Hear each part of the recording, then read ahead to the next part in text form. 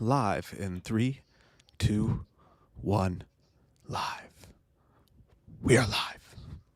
Ah, from the basement of Montauk. I don't know what that How means. do? How do? Hey guys, welcome to the WWAM show. WWAM video. We watched a movie. Call it what you want to call it. We're live with you, sexually and emotionally. Somebody's like, why does Jay look bad in the thumbnail? I don't know. That was taken in the middle of a constipational problem. I really had to take a dump. I gotta switch those up. What I did was I went and I made some transparent pictures of each of us that I could put on the thumbnails that looked okay. But I guess I didn't realize that you looked angry at it. I was trying to give you a nice shot. You know what I mean? No, I that's just my resting bitch face. I don't know. It's like when you're like, when are they gonna call my name next up for karaoke, bitch? Like, I've been waiting here since fucking Jesus walked on the earth, and you're still taking your sweet ass time. When's my turn? Goddamn, me and Mike used to get thrown at. We were in rotation at karaoke, and then that asshole would throw us in the bottom of the barrel. Like we were supposed to be next up, and then he would be like, "Oh, those assholes are gonna put them on the bottom of the roulette wheel." Fuck them. Man.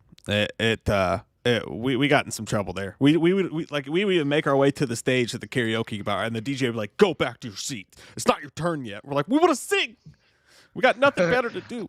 I know. Well, the only good thing about that, we did have access to the back area. That was pretty cool. Yeah, if you guys go back and look at our original Deadpool review when it came out, that's actually in the back of a karaoke bar that was like shunned to everybody else. But we were such frequent visitors that Kusu was the guy's name. Cool dude. Kusu, yeah, he's awesome. He would always let us go outside when they would have to throw people out of the bar. We'd go outside and watch. I liked it a lot. Yeah, Kusu was great, dude. It was so weird though. When me and Mike would bring in the camera equipment back there, you have the tripod and shit, and a bunch of people looked like we were making gay porn in the back of the bar. I was like, woo! And this one time, Mike and I were back there. Mike was setting up the shot and the lights, and this dude walked in. He just had it. He was just a random drunk guy having a conversation, and he was like, "What y'all boys making back here, huh?" Yeah, because we would film right in front of the fireplace and the dartboards. Go back and watch that video; you'll see that shit. But not right now. How are you? Nothing much, sir. But we need another dick. So come on in here. Get in here and show it. Give me that grease. Let me taste it. Vaseline up.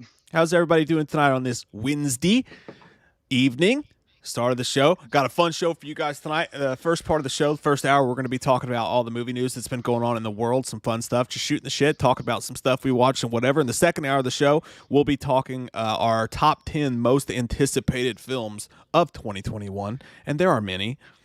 That one was a hard one. Not as hard as my wiener sometimes gets, but it was sort of a hard one to make because there's a lot of movies that have come that I want to see, but no trailers. So I mean, this is all using the power of the force to maybe it's going to be good. I know it's going to be good kind of situations. Yeah, that's true. And I had a hard time making the list too, dude, because I was like, there's so many movies on there that I'm like, that should be in my top 10, but it's just not. It's just like I've seen that movie 7 times over the course of the past 2 years. We'll get into all that. But what happened to you? It was the first drink of the day. Oh my goodness! Hey, how's the sign, guys? How's the sign, guys? How's the sound? Is the sound okay? Are we equal? Is my fucking mic on this time? That was a shit show Friday night. Sorry about that. It was so fun. It literally. You know what? That's WWAM. That's WWAM video for you. Okay, mediocre comedy with a little splash of indecency and definitely all the way across the board unprofessionalism, and that's the way we do it around here. Absolutely. Jason Unger says Greenland was awesome. I tried to watch Greenland Sunday. I was waiting on NFL football to start, sitting around setting up my FanDuel lineups, and I started watching it, man. And I like Gerard Butler, and I love disaster movies. And that thing just bored the tears out of me. I ended up just playing on my phone the second half of it. Couldn't get into it. I didn't like his brother with his terrible, awful haircut, and they centered the movie around him. I don't know. I don't recommend it, but I'm glad you liked it. First super chat of the night. Sean Tubby 123, thanks, buddy. He says, number 1, sup glow sticks. Number 2, I believe I'm still owed an Ice Ice Baby duet. Oh, we did forget to do that. Yeah, we'll do that tonight. We'll do that tonight. He said, number 3, that Night Stalker doc is crazy. My mom lived 3 streets over from 2 of the victims. Oh, damn. That's fucking crazy. Yeah. She won the luck that night. I'll tell you that, man. Jesus, man. That guy did some fucked up stuff. Hey, and by the way, if you guys haven't checked out Night Stalker, we did a review for it. It's a 4-part true crime documentary about Richard Ramirez, the Night Stalker, and his nasty ass fucking teeth. And brush your fucking teeth. You guys, damn, you need something to watch. You got to watch that shit, man, and then watch our review for it because I thought it was good. God damn it. God damn, man, that guy was a walking, talking billboard for dirty ass underwear and used toilet paper. Yes. Whoa, what a stinker and an asshole on top of it. Yeah, not a good person. No, notice me, senpai. Notice me. I love the devil. I lick his nutsack every night. Don't you know? Hey, what does What senpai mean, by the way? That's the second time you've the referenced it. the actual senpai thing, I'm not sure, but there was like on a compilation video, like like one of those like weird cringy TikTok videos or some shit. And there was this guy, and he was all dressed in black, and he was like about devil worshiping, and he had a pentagram and stuff. He was like, I want to be here for like the instruction of the new master of the evil dark arts, and I want to be like, notice me, senpai, notice me. It was some weird shit like that. I don't know. It was funny as fuck though. My big kid's really into the anime stuff, and there's some, like, not the stuff she watches, but when you're trying to safeguard, there is some nasty shit in the anime community, dude. Good God. Show. You don't even know. Gary Catlow with the super chat. Thanks, Gary. Says, my phone is doing my bloody head in lately. I get your live stream notifications, but it doesn't make a noise. I don't know if it's my phone or YouTube. You know what it is? It's YouTube. It's the ninjas at YouTube being like, hey, don't watch these guys. They suck. And even though they're right, I don't appreciate it. Yeah, they really want to bury us in the basement and take a dump in our mouths forever. Yeah. But that's just the way it works, okay? And we I don't let blame them. Like I said, we're going to go to fucking Parlor. I was waiting on some hate and backlash on that video when I said that. Obviously, that was a joke, but I was just waiting for it. Anything we ever say about politics, I promise, is a joke. It's a joke. I've been ducked out on Facebook for like 2 days now. Yeah, like, dude. I'm not even like. It's a shit show going on over there. I'm like, I will have no part of it, mister. Yeah. I'm gonna sit up here in the Coliseum in the nosebleeds and like smoke my weed, my giggle bush. Thanks. It's crazy because like you got two versions of people. Well, three versions. There's the people that are here that are awesome and cool as shit, and are tired of it too. And then there's the other version of people that it's like, don't you fucking talk politics. Don't you fucking mention that shit to me. Don't you ever go above my fucking head again, Tony.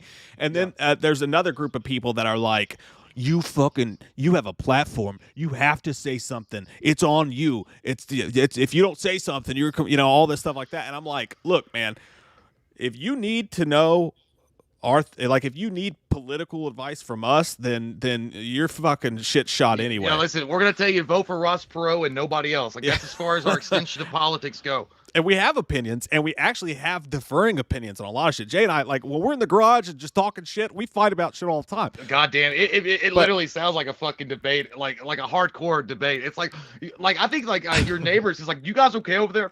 Do I need to call the police officers? It's like, no, we were just talking.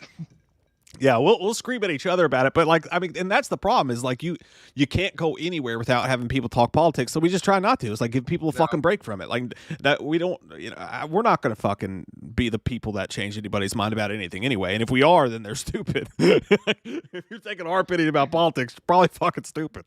I don't give a good goddamn. By the way, I don't know. So I haven't been on Facebook in a while, so I don't know anything about news stuff. That's usually where I get my news. But I will say I do know a little tidbit of news. It's more of an announcement as far as like what's going on in the world. It has nothing to do with movies or anything like that. But for you pet owners out there, cat and dogs specifically, be careful of it's a Midwestern pet. It's Midwestern Inc. or something. They make something called Sports Mix. They're recalling it. Apparently, it's killed 80 dogs and got like 60 more ill from some kind of mold that's growing on it. So they're recalling it. So if you don't buy Sports Mix like at all, like Sports Mix dog food or cat food. Why the fuck are people trying to give their dogs electrolytes? Is it like a dog for Gatorade for dogs?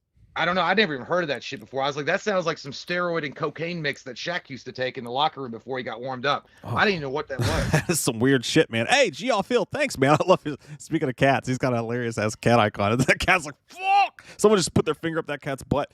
He says, last time I heard about the lawsuit between Cunningham and Miller for the right to Friday the 13th, are they done with that yet? Because I would love to see another Friday the 13th. Man, great Twitter follow. Thank you so much for the super chat, dude. Really appreciate it. Great Twitter follow is the dude who played Shelly from Friday the 13th Part 3D, the guy who actually ended up giving Jason his mask. I can't not remember his name. Just Google. It was Pamela.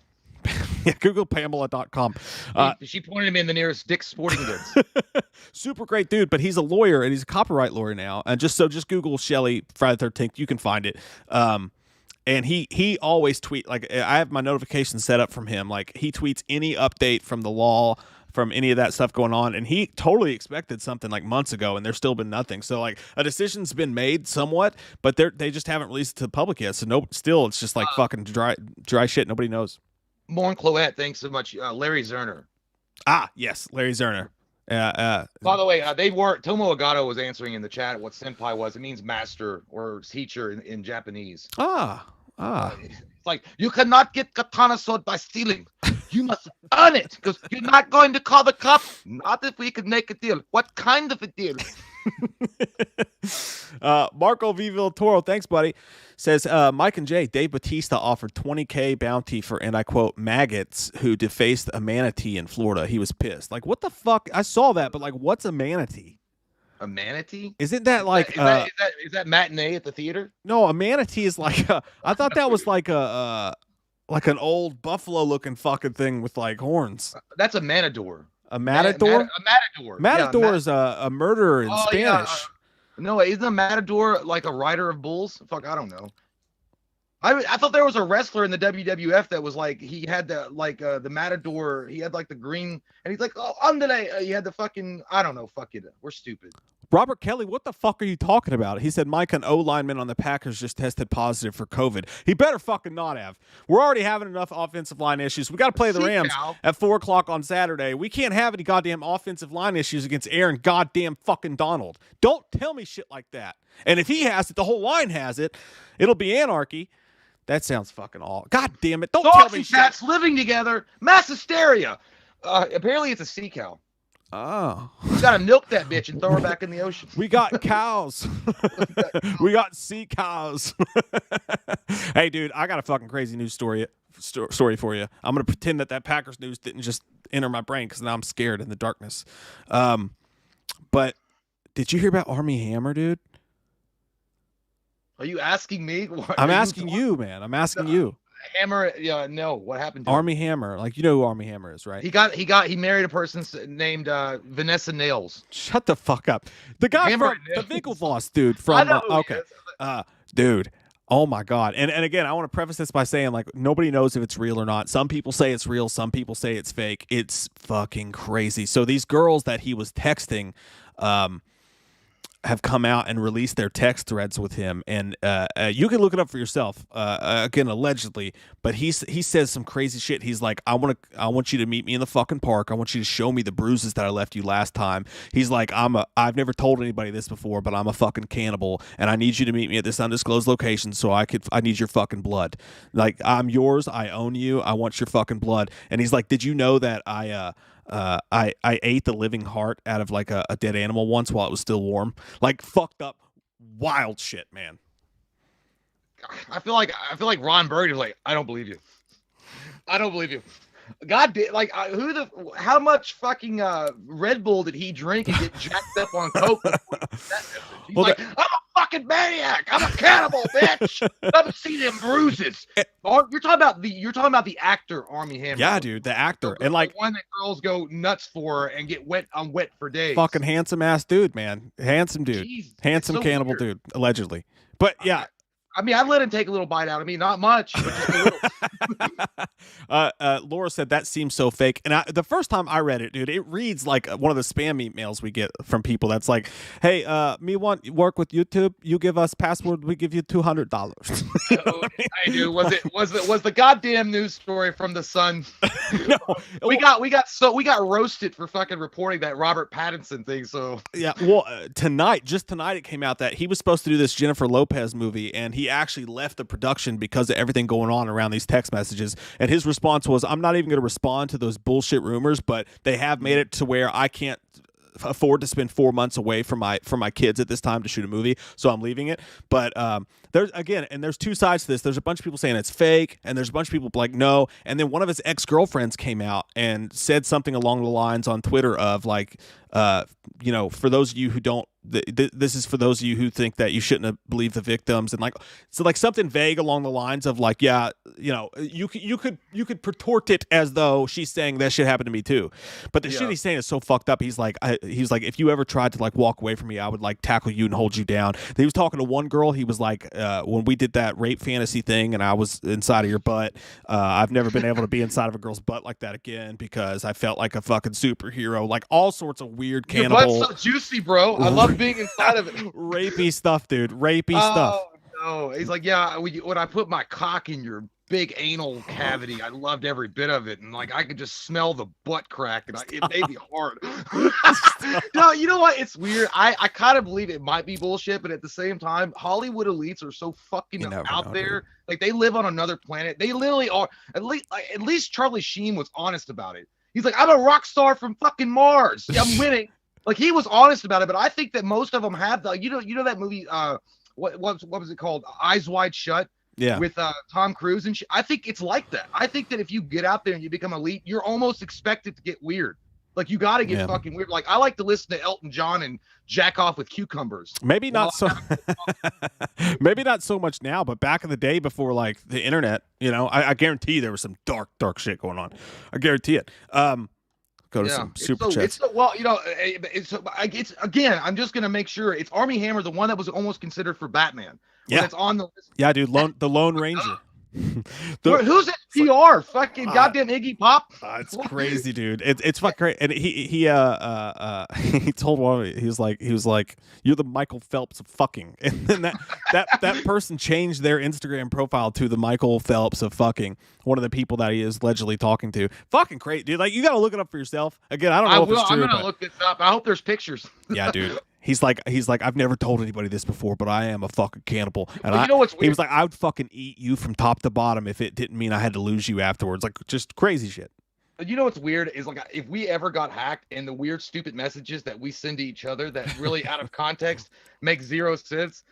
Like people were like, these guys are fucking psychotic. Like they're psychopaths. Like Mike and I send stupid shit. It's like almost gibberish. Like Mike and Jay are like literally insane and they don't know we are like Mel Gibson in Science. I'm losing my mind running around. It's like they're talking in code. Like, no, man, we understand what the fuck we're saying.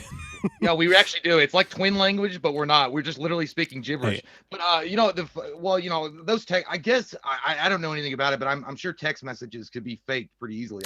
Yeah, it's a very fakeable thing. Like you just copy and paste someone's fucking name and then you put whatever bubbles you want it to underneath it. But again, there's some people saying that it's legit and they've confirmed it, but who knows? Hey, well, if it's legit, I mean, if I were him though, if it turns out to be completely false, I would sue the fuck out of them for slander. Yeah, and that's the thing. Like, if it's not legit at all, then I feel fucking awful for that guy. If it is legit, I feel fucking awful for those people. But I mean, that's the way you gotta look at it. Like, we don't fucking know.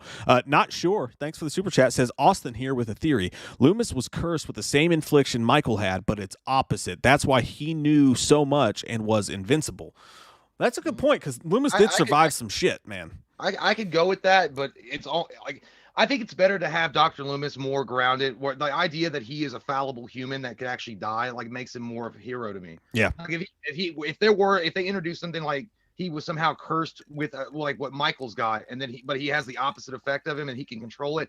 I don't know. It just makes it too much like Superman versus like, I don't know, Metallo or something. Yeah. I wouldn't like it if they did it, but it is interesting to pretend that it's actually like a theory because, like, you know, he did survive being full on fucking exploded in the middle of a gas explosion, but he did get a lot of scars from it, you know?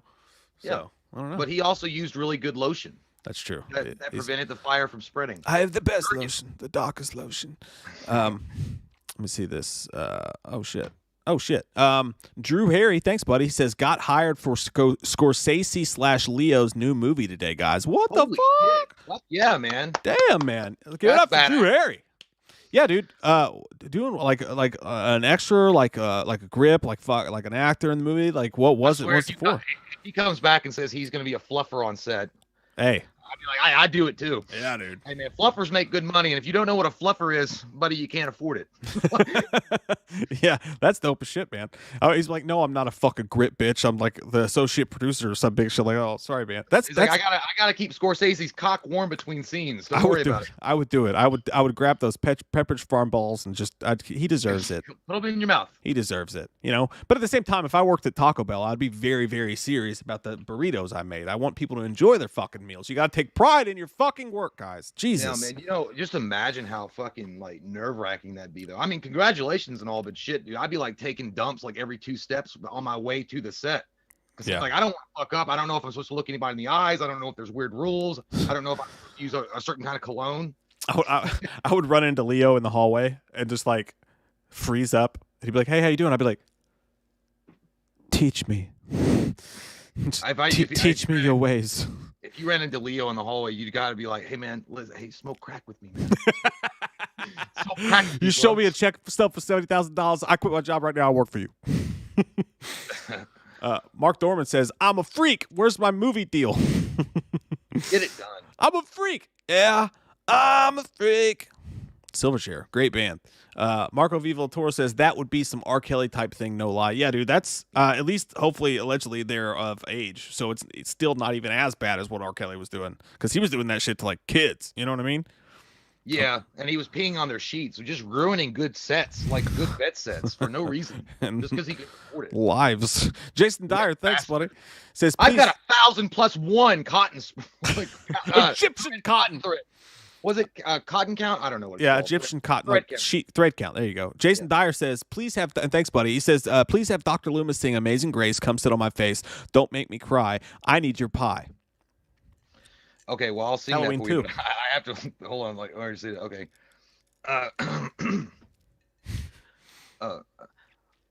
Amazing Grace, come sit on my face. Don't make me cry. I need your pie. What a disgusting human being. God damn. Go get a hobby. Go paint your fucking house. Go make sure your wife's not cheating on you instead of worrying about that shit. He also says, I finally ordered some fresh Wham gear. Got some goddamn Wham up in me. God Get damn. that done. Get that Thanks, done. buddy. That's fucking awesome, man. Yeah, we got new Wham stuff with that Flockfuster logo going on. It's not the other one. It's Flockfuster. By the way, you know, I was, another. We're not there yet, but one of the movies that we were gonna review tonight for Patreon is Leslie Vernon, which is a great movie. It's probably the second or third time I've watched it. It's great. It's even better the second or third time I've watched it.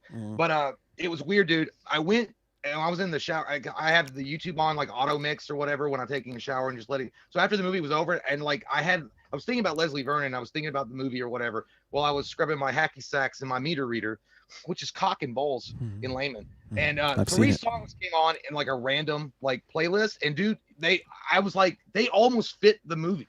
Like, I'm gonna tell you what they are real quick. Hold on a second. Like, they came on during, like, in the shower, but like, what if they played this during the movie? They play. It was it was Goodbye to You by Patti Smith. It was Default, Wasting My Time. It was Crazy Lex Killer, and then the last one was You Make My Dreams Come True by Hall & Oates. I cannot picture a single one of those goddamn songs working with that movie. Yeah, dude, it would fit the whole thing perfectly. I got nothing on that. I can't. My brain won't do it. Would. I'm sure you're right. Open your mind. I'm sure you're right. If you sat down and watched it, you could do. By the way, dude, you know what I did the other day? Speaking of, you remember when we were kids and we used to we used to turn on the we used to talk about last night. We used to turn on the news and like mute it and then like put on like CDs and like just laughed at how the people on the news mouths would match like the rap songs and shit perfectly, and it looked like they were rapping. I did that the other day, dude. I was on the treadmill and my Bluetooth wouldn't work. So I put my treadmill right here in front of the computer because I'm fat, and I watched it while I'm running. And like I had my music in, but I was watching the news, and some dude was doing like a podium thing where he was standing there, and like they had the dude doing the sign language. Yeah. And I swear to fucking God, dude, it was the funniest. You know what? If you're doing this as a sign language expert, you're telling everybody they're gonna die. There's a lot of crazy shit going on. Dude, what he was doing with this fucking music I was listening to, I wish to God that anybody could ever do it in my life. And I tried, like, I got off the treadmill and tried to record the screen, but I was watching it on Hulu, so it wouldn't record it. I was gonna show it to you. Dude, it was fucking dead on. The dude was like, "Fucking put it in your mouth, you can eat me out." Like, it was fucking, dude. It was I don't. That's not what it said actually, but it was crazy. Mike and my brother and I used to play that game all the time. It was the best thing ever. You would turn down the TV, whatever show would come on, put on music, and then you'd watch their mouths and try to sync it up, or you would actually pretend to be that person and talk. You know what they did? They did that on Whose Line Is It Anyway? Did they do that? I never watched it. Yeah, dude. And I was like, God damn, we would have been perfect at that. All they would do, they would show old movie clips, and then they would take out the audio and the music, and then they would just sit in front of the TV, and all 3 of them or 4 of them would make the voices for each actor that popped up on screen. Well, they kind of did it with bad lip reading too. Like when I saw bad lip reading the first time, I was like, fuck, that was our fucking idea. Like, if we had just taken that and put it in the right satchel and hash browned it and put it on the fucking internet, we could have made millions, man. Yep, I You know. know, could have made millions. We fucked up. Clinton says Mike listening to WAP. WAP. Wet ass pussy. I still haven't actually heard that song. I haven't heard it either. I don't heard want she to. says something about like the noise that like Oh. macaroni makes when you move it, and I'm like, Ew, oh, damn. I mean, You know, that's true, but gross. I don't want to Here talk in about here in the Americas, we call that a queef. That's a queef. it. Intel Wild, thanks, buddy. Says for my 2 favorite biscuit boys. Woo! Thanks, Intel Wild. Appreciate that, buddy. Thank you. Intel. Hey, listen, though, on a serious note, I don't have anything to say, actually. I thought you were going to say, the dildo has still been stuck up there for several days. It just won't. I'm gay. By the way, somebody asked me if I've ever seen the Hatchet movies. Who was it that said that? I want to make sure I get your name. Jonathan Beckwith. I've never seen him. No, he hasn't. Actually, dude, I've been thinking about this, too, by the way. Because, like, we've talked about it before. Like, we've never done the Hatchet. You've never seen the Hatchet films. We've never done the Hatchet films. Hatchet would make for a fun man versus movie where we watch all the movies in one day, and then you guys get to watch us slowly decline as from beginning to end. There's 4 of them, so that makes enough for a man versus movie. So your first experience with it should be a man versus movie. That could be really fun. But I was also thinking, dude, and we can't do a man versus movie for this because it's just too fucking long, and I cannot spend that long in that dark of a green weird place. But we've never covered the fucking Saw movies before. We did Saw 1. God, dude, why are you like? That's like starting Punch Out right away after not playing it for like 100 years and saying you're gonna go right to Mike Tyson, Mr. Dream, and fuck his ass up. I can't do that. I don't know. I don't want to do man versus movie with it. I want to cover the Saw films. Like, I don't know if it should be reviews or commentaries could be fun, but like we should do something for all the Saw films. We should do something. Fun. What they're like? Are they like? I don't know.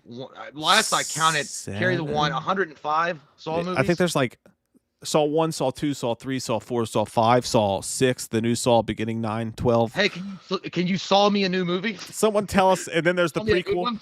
And then Spiral's coming out, so maybe before then, I don't fucking know. But we should do it. Well, here's the thing. I think there's like 10 of them. Something like that. They're not, and the weird thing about Saw is such a weird franchise because there's actually good ones in the middle of all that. Like, here's a nice piece of shit, but there's a shiny gold nugget. Yeah. Like, so I think that's, I don't know if it was Saw 5 or 6, but there was one that was actually pretty good about I don't know. It starts to run together, man. They've got that exact same cinematography, that green sheen that's over top of it. It's like I think 3 started really trying to replicate 2, and then so on and so forth. And like at some point, it was like fucking. They were so needing to give you a fucking twist that they just started to confuse the shit out of me. Every movie I watched. Yeah, they had M. Night Shyamalan They had M. Night Shyamalan disease. Yeah, he fell into his own fucking traps too. Yeah, he's like, I gotta have a twist ending. Give me a Lipton's twisted iced tea too. Hey, a couple times, but I appreciate when M. Night Shyamalan comes out with new movies though, because it's like you're in for something different. At least you're gonna get something aside from that After Earth piece of hot doo farts.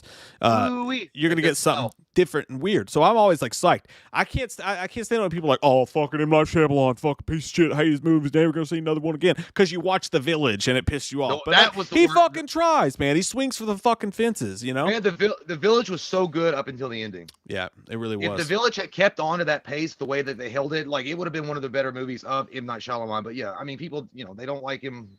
It's whatever. I think he's still a good director. I mean, I would like to have him on my movie. Fucking yeah. Jesse McLaughlin, thanks, buddy. Says, heading into work. I'll finish the stream tonight at like 3 a.m. when things quiet down here. Stay fresh and buttery, biscuit boys and girls. Thanks, Jesse. I got that shit on lock. Hey, Jesse. Rocker, bitch. You look us in the fucking eyes. You have a good fucking shit tonight. I don't care if Bob has been talking shit about you and he's your supervisor and he makes your life a living hell. You just you go and you have a great goddamn night in spite of his fucking stinky asshole. Hey, Fuck man. him. Yeah. Did I tell you that one time? This is kind of a whole story, but it just came into my mind, so it feels appropriate. So at one point, I lived in Danville, Kentucky, and I got a job doing drive-through for Arby's, but it wasn't in the drive-through. It was like a new fancy sort of thing where you did the drive-through orders, but you did it from like an office building.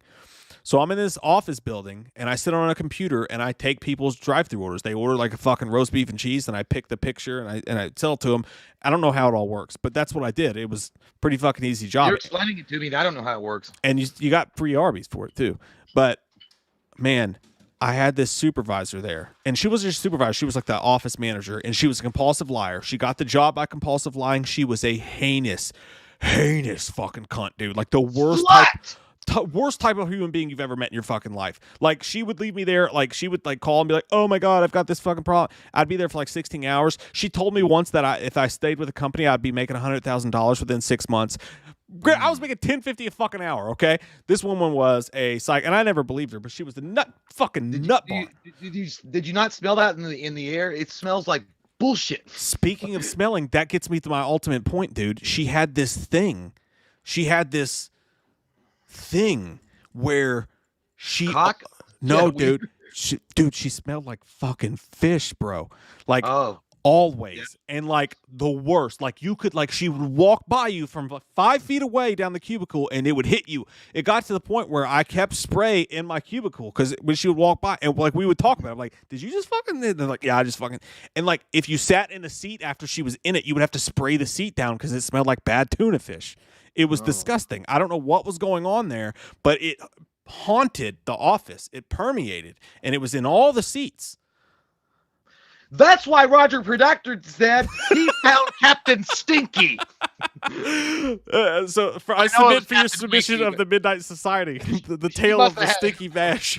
I call this tale Victoria Seafish. Oh, it was so bad, dude. It was so fucking Clam bad. chowder. Oh, eventually she got me fired because I tried to like roll over on her. I was like, "Hey, no, I fucking called in because this chick is crazy," and they're like, "No." Yeah, like I wish you'd just send an anonymous email. I'd be like, "To whom it concerns, I don't want to tell you this to be rude to your face, but it smells like your vagina died in 1963. I don't understand. I think you might want to get some medical expertise to figure out if your vagina literally is a Walking Dead corpse. Dude, you've never smelled anything like it. I'm telling you, to make you sick. I don't know why I just brought that up. Dude, I have. And that happened one time there. I don't want to get into too gory details here, but like, I was going downtown, baby, Low Street in a Ranger on this time, and I'm talking about, dude, my fucking face felt like it hit a trampoline because as soon as I got down there, my shit, it popped right the fuck back up, dude. It was one of the worst fucking smells I've ever had enter my nostrils and go to my brain because, dude, it hit me so hard. I thought I passed out for a brief 2 seconds. Like, dude, I felt like I saw black. Hey, but I went down on this chick. You finished and, dude, the job, though, didn't you? You went back there. Fuck no, I didn't. Hey, you get your ass out there and you find that goddamn dog. Hey, dude, I listen. I was ready to go to war, but I mean, I was ready to go to war because you would never have guessed it by her face. Like, she looked like she took care of her situations. But dude, hell no, that motherfucker had a goddamn like a meltdown, a nuclear. It was fucking Nostradamus had predicted the end of that vagina 1,500 years ago. Again, that motherfucker was stank. I've never had that happen. I've never had that. Yeah, What dude, excuse did you make up, though? It was like literally God saved me because there was a trampoline that my head hit and it bounced me back up. But for 2 seconds, I had narrow vision. But I got to know, what excuse did you make up, though? Because you just can't be like, "That's just." I pulled the excuse like some girls do. I was like, "Oh my God." And she's like, "What's wrong, hon?" I'm like, "Oh man, I've got such a migraine coming on. You have no idea. My left eye is almost like popping out of my skull just because it feels like my brain is trying to push through my forehead." And she's like, "Oh, well, I mean, you want to finish this up and then we'll take a nap?" I'm like, "I'm already going down." You already pulled your fatality move.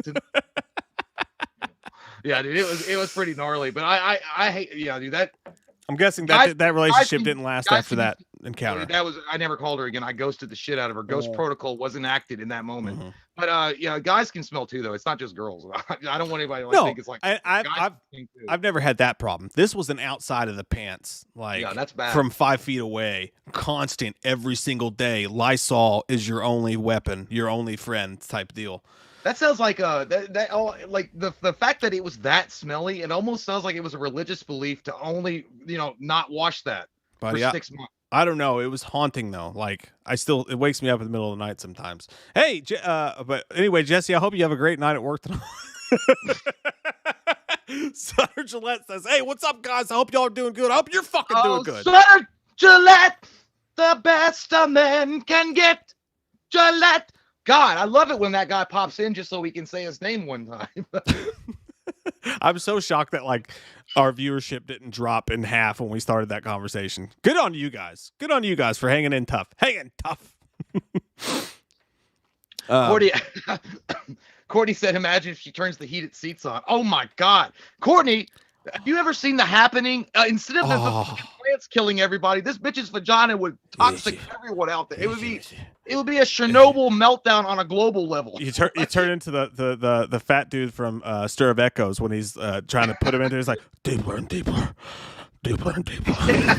Like it would be a rolling van that the Joker had You know that? You remember that scene in Batman '89 when the floats like have the gas coming out and it's gonna kill everybody in Gotham? If that bitch turned on the heated seats, it looked just like that. Exactly.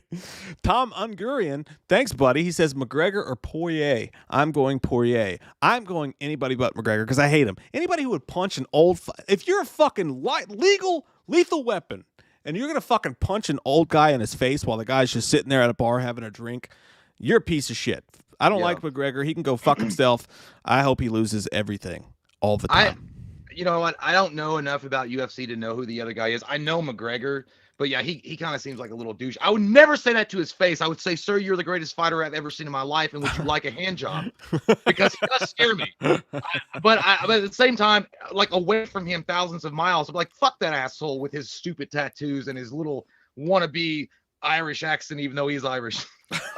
Or Scottish or whatever he is. I don't know. Yeah, he's an asshole, dude. I'll go for the other guy. Dickface McGregor. Marco V. Villatoro. Thanks, buddy. Says Michael J. If your life depended on it, would you sit and watch the Saw franchise or the Puppet Master franchise?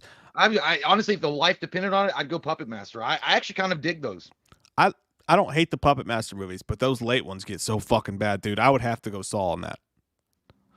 But I would do it for like $12. Lives tomorrow.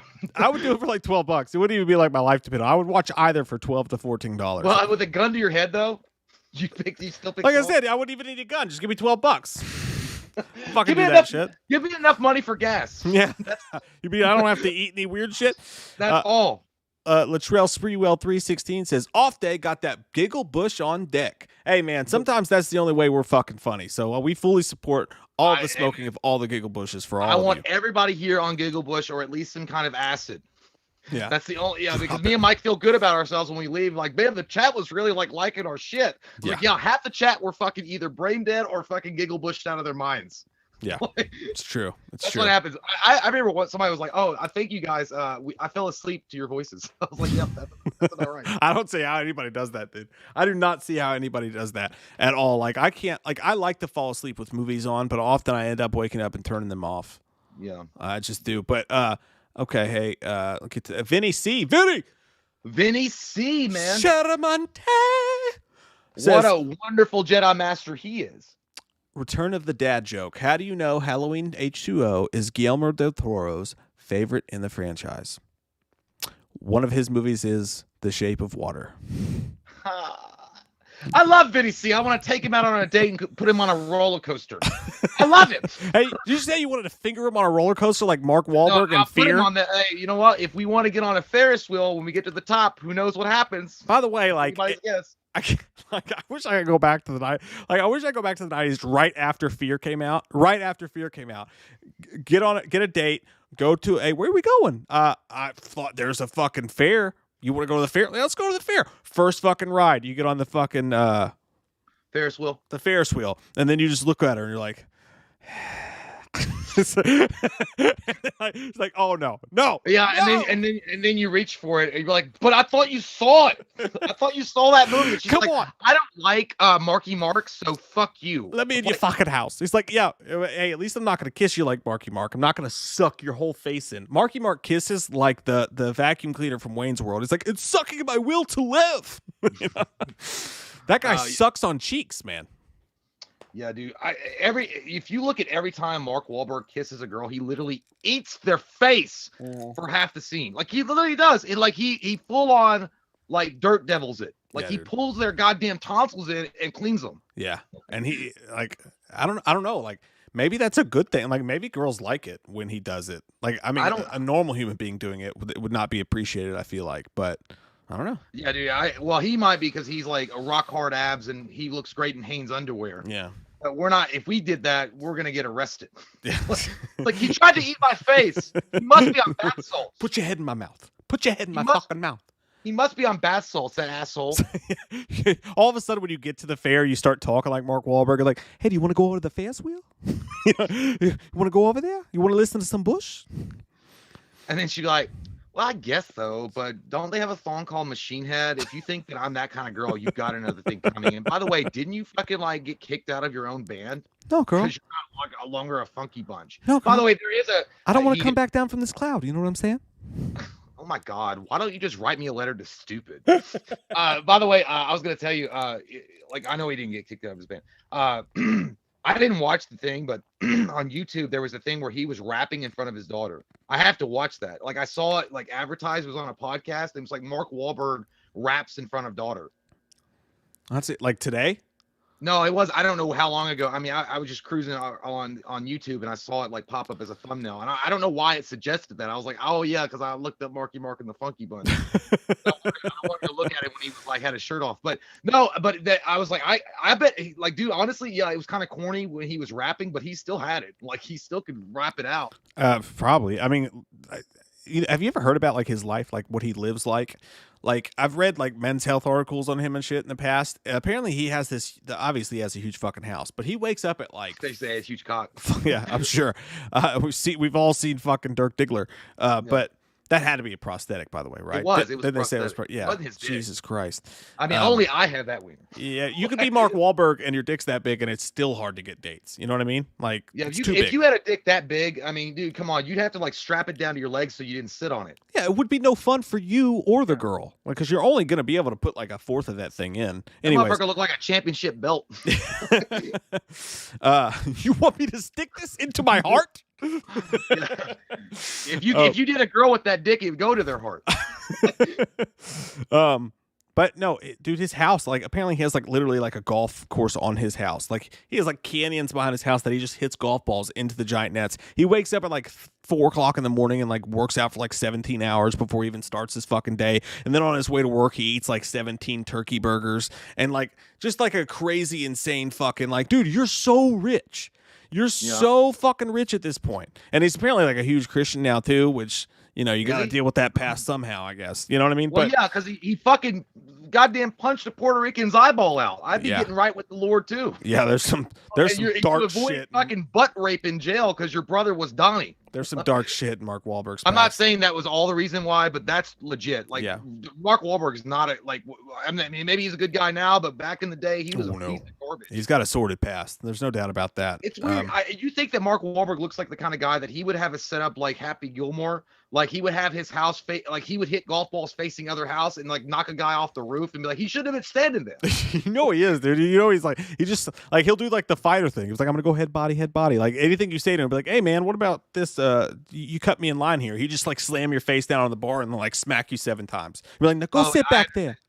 I know he didn't punch the poor Puerto Rican guy's eye out, like he stomped him. But anyway, apparently. It was still bad enough. It was bad for like a 24 pack of beer or something. I don't know. Like, yeah, there was a lot of I don't know the actual what happened, but I mean I know that there was like maybe there was some racial motivated thing, or if it was just because he was an asshole and he decided to do it. I have fucking no idea. Oh, buddy, yeah, he's lucky he did that shit back then. He did that shit today. Well, he's lucky he had a fucking brother in the New Kids on the Block. I'll get you out of jail. That's what he did when he saw a text message. Yeah, that's what his brother did. And then his brother was like, Donnie was like, hey, Mark, don't worry about it. Just hang in, tough. Blood Red Sky says, always wipe front to back. Let me double check that. Carry the 2 front to back. Yeah. That's the correct way. And by the way, when you have kids, they'll tell you that. You got to wipe front to back because you don't want to get poop in people's Ganges. Yeah. So when you have kids, Jay, just remember that. You got to wipe front to back. By the way, someone said, hey, Dilfs. And I was like, it took me a second to be like, are they calling us Dill Pickles? I like it. And then I was like, then I was like, does Jay have kids? No, I do not. Hey, I thankfully dodged that fucking bullet in Matrix style when I was married to Twatzilla, and I did not have children with her. Thank God. Hey, buddy, we must be looking good tonight if they're calling us Dilfs. I hope so. You know, someone called us ugly the other day. Shirt. Yeah, I'll take it. I didn't even know I had it anymore. I was like, oh yeah, there's that shirt. Been a low self-esteem week, you know, with the videos. We put out an old video on Instagram, and people are like, hey, you guys are really handsome in this video. What happened? Vanessa Moreno says, "Step by Step" is my favorite. I like that song too. Step by step, ooh baby, let me love you. Yeah, dude, I like some New Kids on the Block. By the way, but I know you do. Those weird obsessive people though. I'm not saying like, if you like New Kids on the Block still, but the ones that like go to every fucking show, every single time they post anything, they nut a little bit. I knew a girl that did that shit. That was like, oh my God, did you hear? They're going to do a cruise. And I've already got tickets booked. Oh, I know who you're talking about. I know you're fucking talking about. Her name rhymed with Sadie, but I can't say it fully. The girl that banged the dude in Ace Ventura's backpack in Ace Ventura 2? Yeah, dude, she fucked Tommy Davidson. She let Tommy Davidson bend her over a stool and butt fuck her. Yeah, dude. Like right before the show. And I was like, is that what happened? She's like, yeah, because I went back there and I'm like, I'm a huge fan, Tommy. I love it. I love your stand-up. You're so good and in living color too. And he's like, yeah. So, I mean, I got to go on my stage show here. And it's bitch, you bend over. You got a big ass. You man fucking do you. And she's like, okay, do me doggy style. And that's what happened. And they fucked, and then he went on stage and he never called her again. Guys, I'm like, Tommy Davidson's got a large cock apparently. Good for him. If you don't know, we're talking about the guy that was in Ace Ventura's backpack in Ace Ventura 2. The guy who popped out of his backpack and fought him when he was like, Tommy Davidson. Jay knew a girl who had sex with that guy. She did too, and I gotta give it up for his game, dude, because he hadn't been relevant in a long time. And then like all she had to do was go backstage, and I guess was like the conversation lasted 5 minutes, and he was like, "Bend over that girl, or bend over that chair, girl. I'm gonna get right up in it," and he did, and he finished strong. And then he went out and did a show. It was pre-show. He didn't even have to impress her with the show first. No, dude, he hadn't done it. She just said she was a fan. By the way, Ryder said that's a hot story. God damn, that's like Paris Hilton. That's so hot. That's so hot. Yeah, not when it's your fucking girlfriend and she's telling you the story past tense. Am I right, Jay? I was already pretty much made up in my mind that I was leaving on a jet plane. I don't know when I'll be back again. Leaving on a jet plane. It's like you had Tommy David stick in your vagina. But yeah, I was already pretty much out the door, and then she told me that story, and it was like fucking icing on the cake. I'm like, I'm out. I can't be dealing with this. Hey, nice girl though. Nice girl. She was very sweet girl, very sweet, but just not the sweet that I wanted to have with my meat. She already had it with Tommy Davidson. So.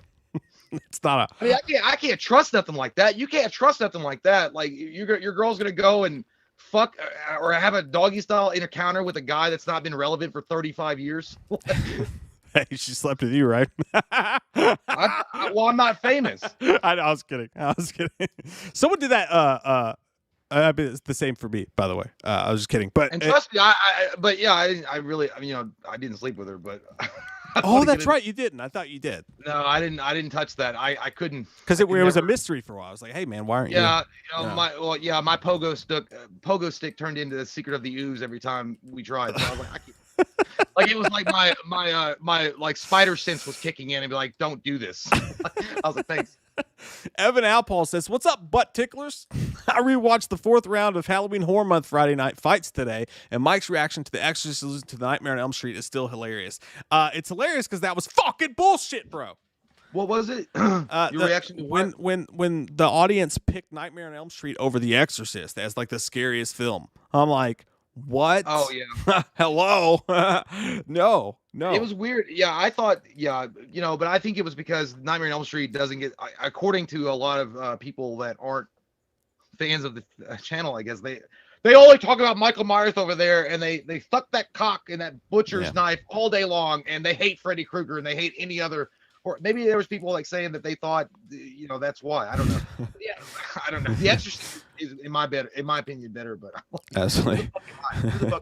Blood. But I feel like it's in what's the Jonah Hill? Fuck me, right? Just fuck me. Blood Red Sky said she sounds fun. In all caps. She sounds fun. Yeah, you can go ahead and have fun with that pogo stick. That bitch is bouncing all up and down the neighborhood, sampling all sorts of cock, just like Baskin 31. She's not that bad, but I mean, and maybe she was just nice overwhelmed lady. with very nice. But maybe she was just overwhelmed with the huge opportunity to have that BBC all up inside her. I don't fucking know. Carrie says we missed her super chat. Sorry, Carrie. Let me go back up and try to find that. If I can't find it, there it is. Thank you, Carrie. Sorry about that. She says, love you guys. P.S. You got me into Cobra Kai. Quiet. Fuck yeah. I feel like I scared you when I said that. You moved a little bit. Yeah, Jay got me into Cobra Kai, so Hash brown it. he's our. By the way, I thought this thing was wireless, bro. he's our Cobra Kai senpai. It's fucking awesome, isn't it? Though, aren't you delighted that you got into it? Cobra Kai's the fucking best. Yeah, and you know what? I don't even want to get into the news about that specifically. And you know, they're not like mainstream news. They're not like people that you really give a shit about. These are just losers that literally like have jars and jars of fucking Vaseline that they jack off with in their mother's basement and eat mayonnaise straight out of the can without any kind of like butter or bread. I don't know, not butter, but just bread. Like they just eat like gobs of goddamn mayonnaise. They jack off with Jergens, and then they like have a little tissue paper, and then they wonder why they still live at home. My point being is like these are the people that said they're saying that they think that Cobra Kai is whitewashing.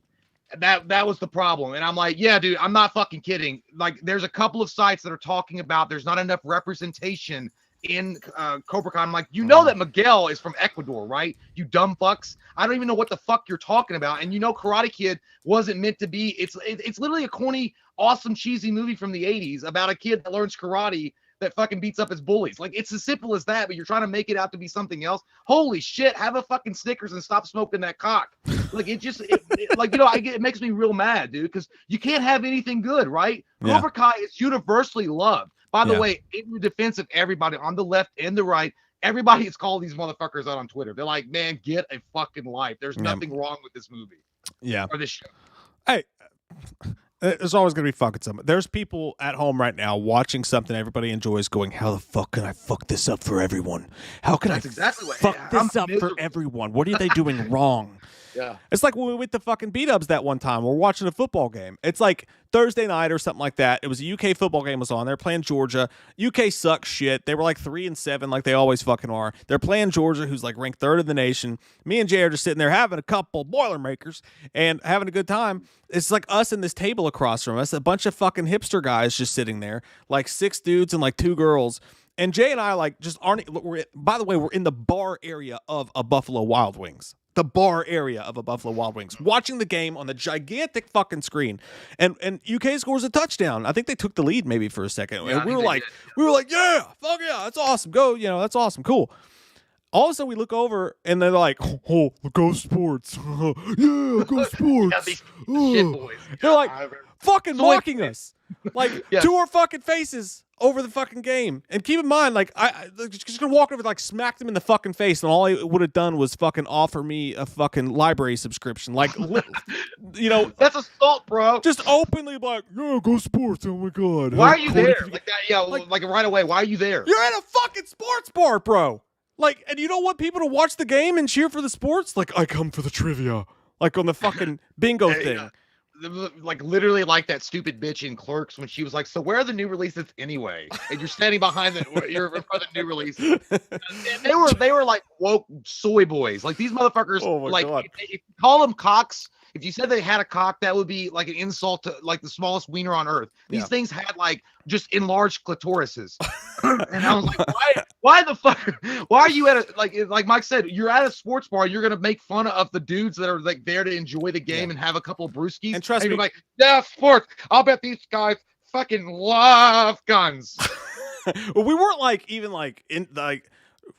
I think we just got there. I think that was our like pre-destination. We were going to go somewhere else after. We were like 2 beers in. Like we weren't wasted. We weren't screaming. We just cheered for the game, man. In Kentucky, while Kentucky's on the big screen at the almost empty beat-ups bar that we're at. And I'll never forget it because I looked over when he did it. You and I both looked at him like, like I looked over at you and you looked at me and you went, don't. You looked me down. You're just like, dude, don't. Because you knew I was going to embarrass you. Well, no, I kind of missed the last because my internet cut out for a second. What'd you say? I said when they said it, I'll never forget.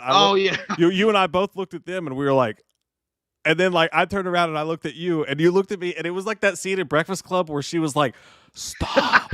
It was. I totally turned into a girl at that point. Well, no, it was that you were me again. You looked at and I know that you saw it too, and you looked at her and you went, because, well, here's the thing, dude. I'll tell you why. I mean, I will defend my friends if I'm out with them, and I haven't been into like an actual fight since 2nd grade, but I didn't know how that was going to escalate. So I was thinking about stuff. I was like, please don't be that girl and like go out of your way to get us involved into an actual physical confrontation, because I don't know how I'm going to feel about that. And I get panic about it. Like I was literally afraid that Mike was going to go over there and be like, hey, bitch, if you don't like it, get the fuck out of here. And then I'm like, oh shit. I'll be like, oh shit. Cause he's going to be like, and then, somebody's going to have to push him. Then I'm going to jump in the middle and be like, dude, stop it. And then he's going to push me and like, dude, fuck. All right, well, we're going to go then. And it's going to be embarrassing. And then the end of the night's going to end. And me and Mike going down to the station be like, dude, I hope I don't get butt fucked. Like, I don't know. It makes me nervous, dude. Like it is what it is. No, you were right. I mean, there was no good that was going to come from us saying anything to those guys. Like no good whatsoever, because they were like Dimitri and Karate Kid. They'd be like, well, actually, when you watch at the certain decimal levels, it's supposed to, you know what I mean? Like it's not technically a sports sport, and I just like. I lost my mind. But I was like, here's the thing. I was also like sizing them up. We probably could have taken them. Like, I'm not saying that we couldn't have, but I was at the same time, I was like, I don't want to fucking fight like anybody. And like, I don't want to hit these soy boys because they might shatter like porcelain. And I don't know what if they got a medical condition. What if one of them's got asthma? Like, can I punch him in the stomach and he die? And then I'm gonna go to jail for murder. We should have back to back like Karate Kid. Fought the hipsters back to back. It would be perfect. That could be a show, like two karate masters. One of them doesn't like, it's passive and doesn't like violence, but the other one's all about it. Oh shit! It was a fun time though, and you were absolutely right. That was not going to go anywhere. Because I knew what was going to happen. We were going to get either banned from B-dubs or going to lose the fight, and then we can never tell this story. Yeah, like because they would have beat our ass, or we would have beat them and gone to jail for assault. So this is very, very, very true. But all right, let's get to these last super chats here. We'll take a quick break. We'll come back with our top 10. By the way, I like the encouragement here, Nick and Tilly. Thank you. He's like, I've been to jail a few times. You'll be okay. Like, too, brother. I hope that if I go to jail, Nick, I'll find a guy like you and I'll learn things. And you're not like, you'll teach me how to survive, and I'll be in there for 5 days, but I'll come out and I feel like I was Shawshank Redemption. Like Mike, I've learned things since I've been in there. I know how to survive. Marco, going back to the last story, which said she was like, I want to play with you. I want to play with you. I played with mommy. I played with New Kids on the Block. I played with daddy. Now I want to play with you. Tommy Davidson. Drew Harry said, sorry, I almost called you Drew Carey, bro. He said, my role in the movie, the Scorsese DiCaprio movie, is COVID team and PA when filming. So he's gonna in the movie he's gonna be part of the COVID team and then PA when film. Fucking dope, dude. That's badass, man. That's amazing. That's some top notch credentials on your shit. You write your mother about that right now, or your dad, or whoever's close to you. You write about it, and you make a journal. You start your journal today. And you know what they're gonna say too? They're gonna be like, "How much you getting paid?" That's the first thing your parents ask you. Like, "Hey, Dad, we're on the fucking cover of Time magazine as like the shittiest YouTube channel ever." Like, "How much you getting paid?" Well, nothing technically, but it's the. You know what I mean? You know what? The funniest thing you ever said about that was like when you were.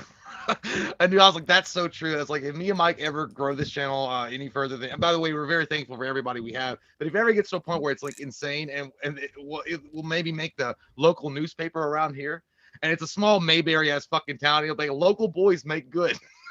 And it'll show this dumbest picture. It'll show that thumbnail that Mike uses as the picture on the front page of the Winchester Sun. And like, local boys make good. However, can they maintain?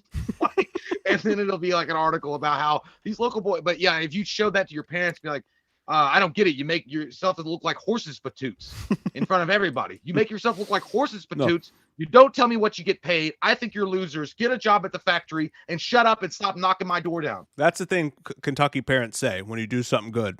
Hey, yeah, but the factory, they got good benefits, son. Yeah, they want you to be Kevin Bacon. They got good benefits. You need to take care. That's awesome, dude. Really happy for you, Drew. That's fucking dope, man. Very nice. You should be proud of yourself. Absolutely, man. Not sure says horror White House positions. Secretary of Agriculture, Leatherface, Education, Freddy Krueger, Leprechaun, Treasury, and Candyman, Urban Development. I like it. I like what you've done here. Yeah, it's pretty good. And I moved to strike. Yes, excellent. Edward Santiago says that. Yeah, and then I would have a Jigsaw as a Supreme Court justice. That Edward Santiago says that thumbnail makes sense right now. Jay, let them know how you feel. Yeah, the anger one. Oh, yeah. I didn't notice that. I was like, hey, you look good there, Jay. I'm gonna crop this one. I didn't care. You know what? I don't like it. It's just a resting bitch face. I think I was looking. You know, it captured what it captured, but I don't mind. Hey man, all it means is that I must think you're attractive when you're angry. You know what I mean? Man, that's fine as long as it's not in jail when someone says that. Thought it was a good looking pic of you. I said that's the one I'm going to use for Jay. Hey man, if someone says you kind of cute when you mad though, when I'm in jail, I'm fucked. I'm talking about naughty jungle of love. Anyway, yeah, I'm not mad. Like that picture, that was just a random fucking capture. So, thought you looked handsome. Like when I get mad, like I actually go more into like that Robert Pattinson moment when he has the eye makeup on in the trailer when he's like.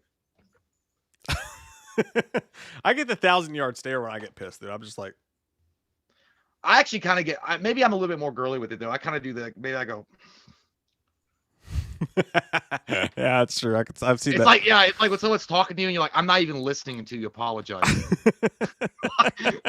Marco Vivo Tor says, Michael J, are you guys going to watch the movie Jared Leto and Denzel Washington are doing called The Little Things? Looks pretty dope, dude. That looks fucking amazing. I have not seen the trailer for it. Oh, you got to watch, dude. Denzel Washington's the detective. Jared Leto is the serial killer, and it makes perfect sense for Jared Leto, and it's called The Little Things. It's going to be on HBO Max this month. Fucking looks awesome, dude. Looks like a 7 type True Detective type thing. It's going to be amazing. I can't wait for it. Well, you know what? It's on my list, by the way. We've hit an hour.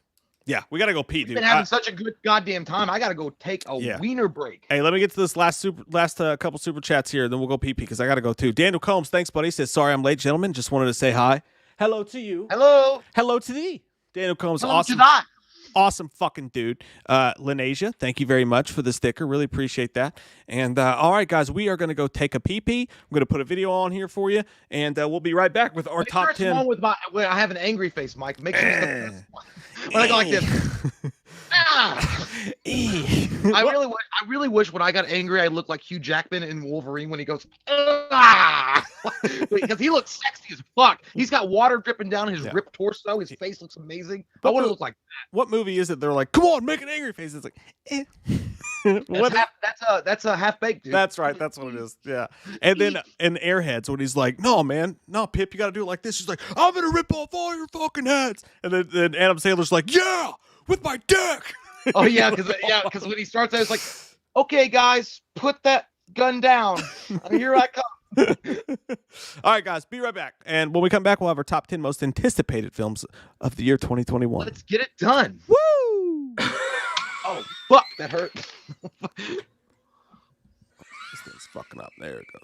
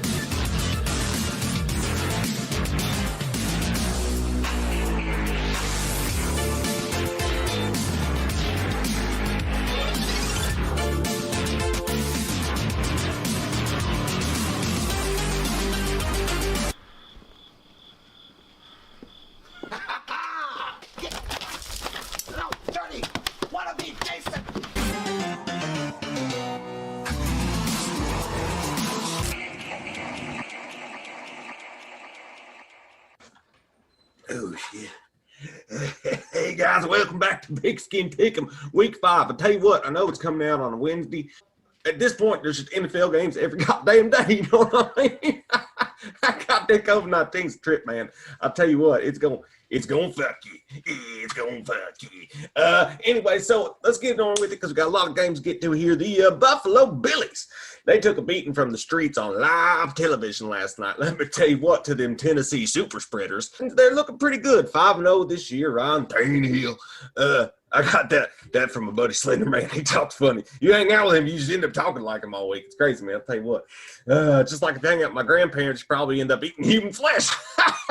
Oh, shit. It's amazing things you pick up off people. You know what I mean, man? Packers are on a bye week this week. That's depressing as fuck. That makes me real sad, man. Ain't nothing worse for a football fan to have an early goddamn bye week. And let me tell you what.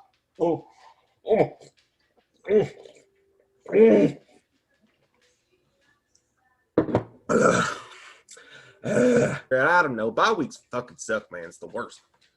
Not to mention that goddamn FanDuel went down this week. Anybody else notice that? What's the point of doing it? Can't keep track of scores. I'm not a statistician. I can't do it myself. Shit, man. I got things to do. I got cows and shit to eat, feed, fucking stuff. The Cowboys barely beat the Giants, but they had to do it with problem child, fire crotch, satanistic eyebrow having motherfucking Andy Dalton. Let me tell you what. Whew. Dak Prescott. I mean, god damn.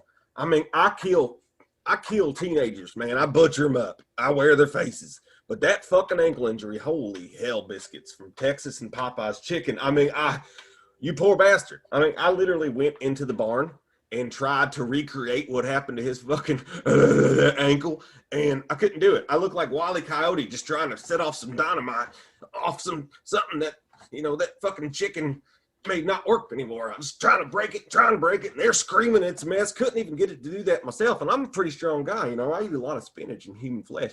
Our well wishes to Dak Prescott and speedy recovery. Not a Cowboy fan, even though I did have dinner once with what's his fucking name? That old son. Looks like he's crispy. Jerry Jones. Yeah, I had dinner once with Jerry Jones. Buddy, he's safe around the family. You eat Jerry Jones, you're probably not going to get the smell of the hooker off your breath for at least 6 weeks. You know what I'm saying? I mean, that guy's seen some shit. Anyways, let's see here. What we got? Got the Bears beat the Bucks. And let me tell you something. You don't get no luckier than Tom Brady fucking for getting its fourth down. I mean, Bears still suck, man. I mean, the Bears still suck. I don't care. 3-1, 4-0, chicken bone. Suck my asshole. They ain't going nowhere, man. They're the shittiest 3-1 team of all time. All right. It happened on Thursday Night Football. Nothing that happens on Thursday Night Football counts. That's like what? That's like picking up a chick at a bar post 2 a.m. She's drunk and shit. She can't even see how ugly he is. The only thing that actually counts is the herpes you get afterward, which, I mean, the record still counts, but goddamn, I don't take it seriously. Thursday night. Nobody plays well on Thursday Night Football. It's a voodoo jinx. Oh.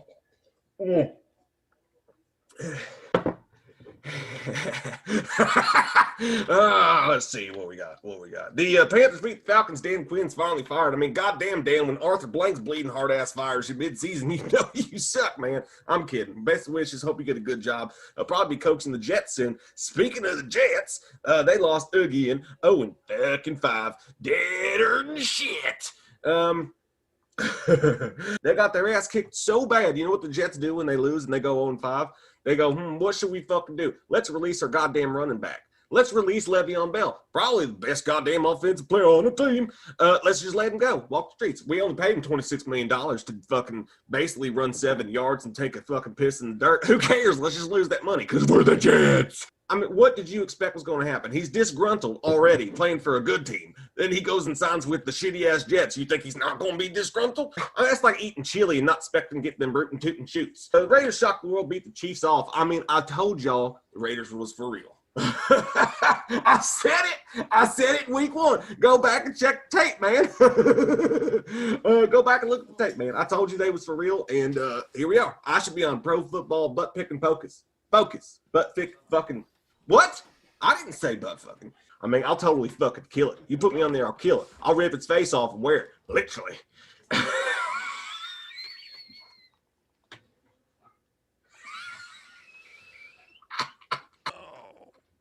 Oh, man. Steelers beat the Eagles. And, we still can't call the Eagles better than shit. Because they play in the fucking, they play in the NFC East with a bunch of fucking nincompoops. Is you back, girl? Oh, shit. Oh, man.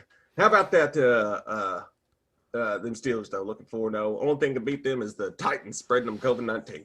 Bengals officially deader than shit with a 27-3 loss to the Ravens.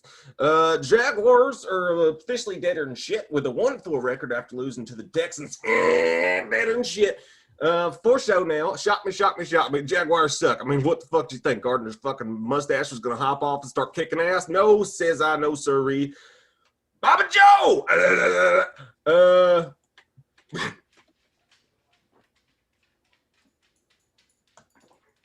Shocker. This is my favorite part of the show right here. This is the favorite part of the show right here where I get to talk about them goddamn 49ers getting their own get their ass kicked by the goddamn Dolphins. The fucking Dolphins. How bad do you suck? I gotta do karate against my own spit. You know, I love seeing 49ers lose. It sucks, man. They put old Jimmy Garoppolo in there. I've been saying he sucks for years. They put him back in with those 2 interceptions. They replaced his ass with fucking Goldilocks. CJ breathe hard. I mean, 49ers. I'm going to say it. Oh, I'm not going to say it. I'm going to save it for a special time because I hate them so fucking much. They're about to be dead or shit. I mean, they're right fucking there. There he is, boy.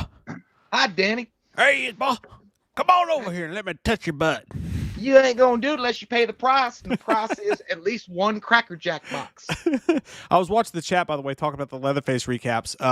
You guys are right. I haven't done those in a while. I will do one for the Patreon following this week's playoff games. I'll have one on the Patreon on Monday for you guys for sure, because I kind of miss doing that too. That was some fun shit, man. But for now, we're gonna do our top 10 most anticipated movies of 2020. Wow. Let's get it. I posted this, by the way, earlier. I was like, hey guys, tonight, fucking top 10 most anticipated movies, and I put 2020 in there. It's like, hey, we're pretty late. Yeah, we've had this list for like, I don't know, a year. All right, man. So guys, by the way, I'm gonna point of warning here. There was one movie that I don't know why it fucking slipped my mind. I'm slipping in my old age, but it slipped my mind. But it was and I have an asterisk by it. I don't know where I would put it in my most anticipated, but it is in my top 10, so I don't want to. But it's the Snyder Cut Justice League. I totally fucking forgot about it. Me too, dude.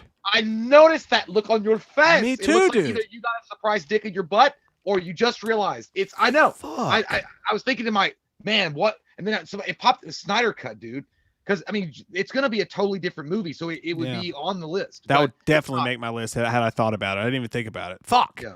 Fuck. I know, it makes you feel so goddamn mad. I just want to fucking punch a dog. Not really. That would be mean. Don't call PETA. I love dogs. But it's like it was like in 40-Year-Old Virgin where Paul Rudd was like, God, if I don't get sex soon, I'm gonna kick a puppy.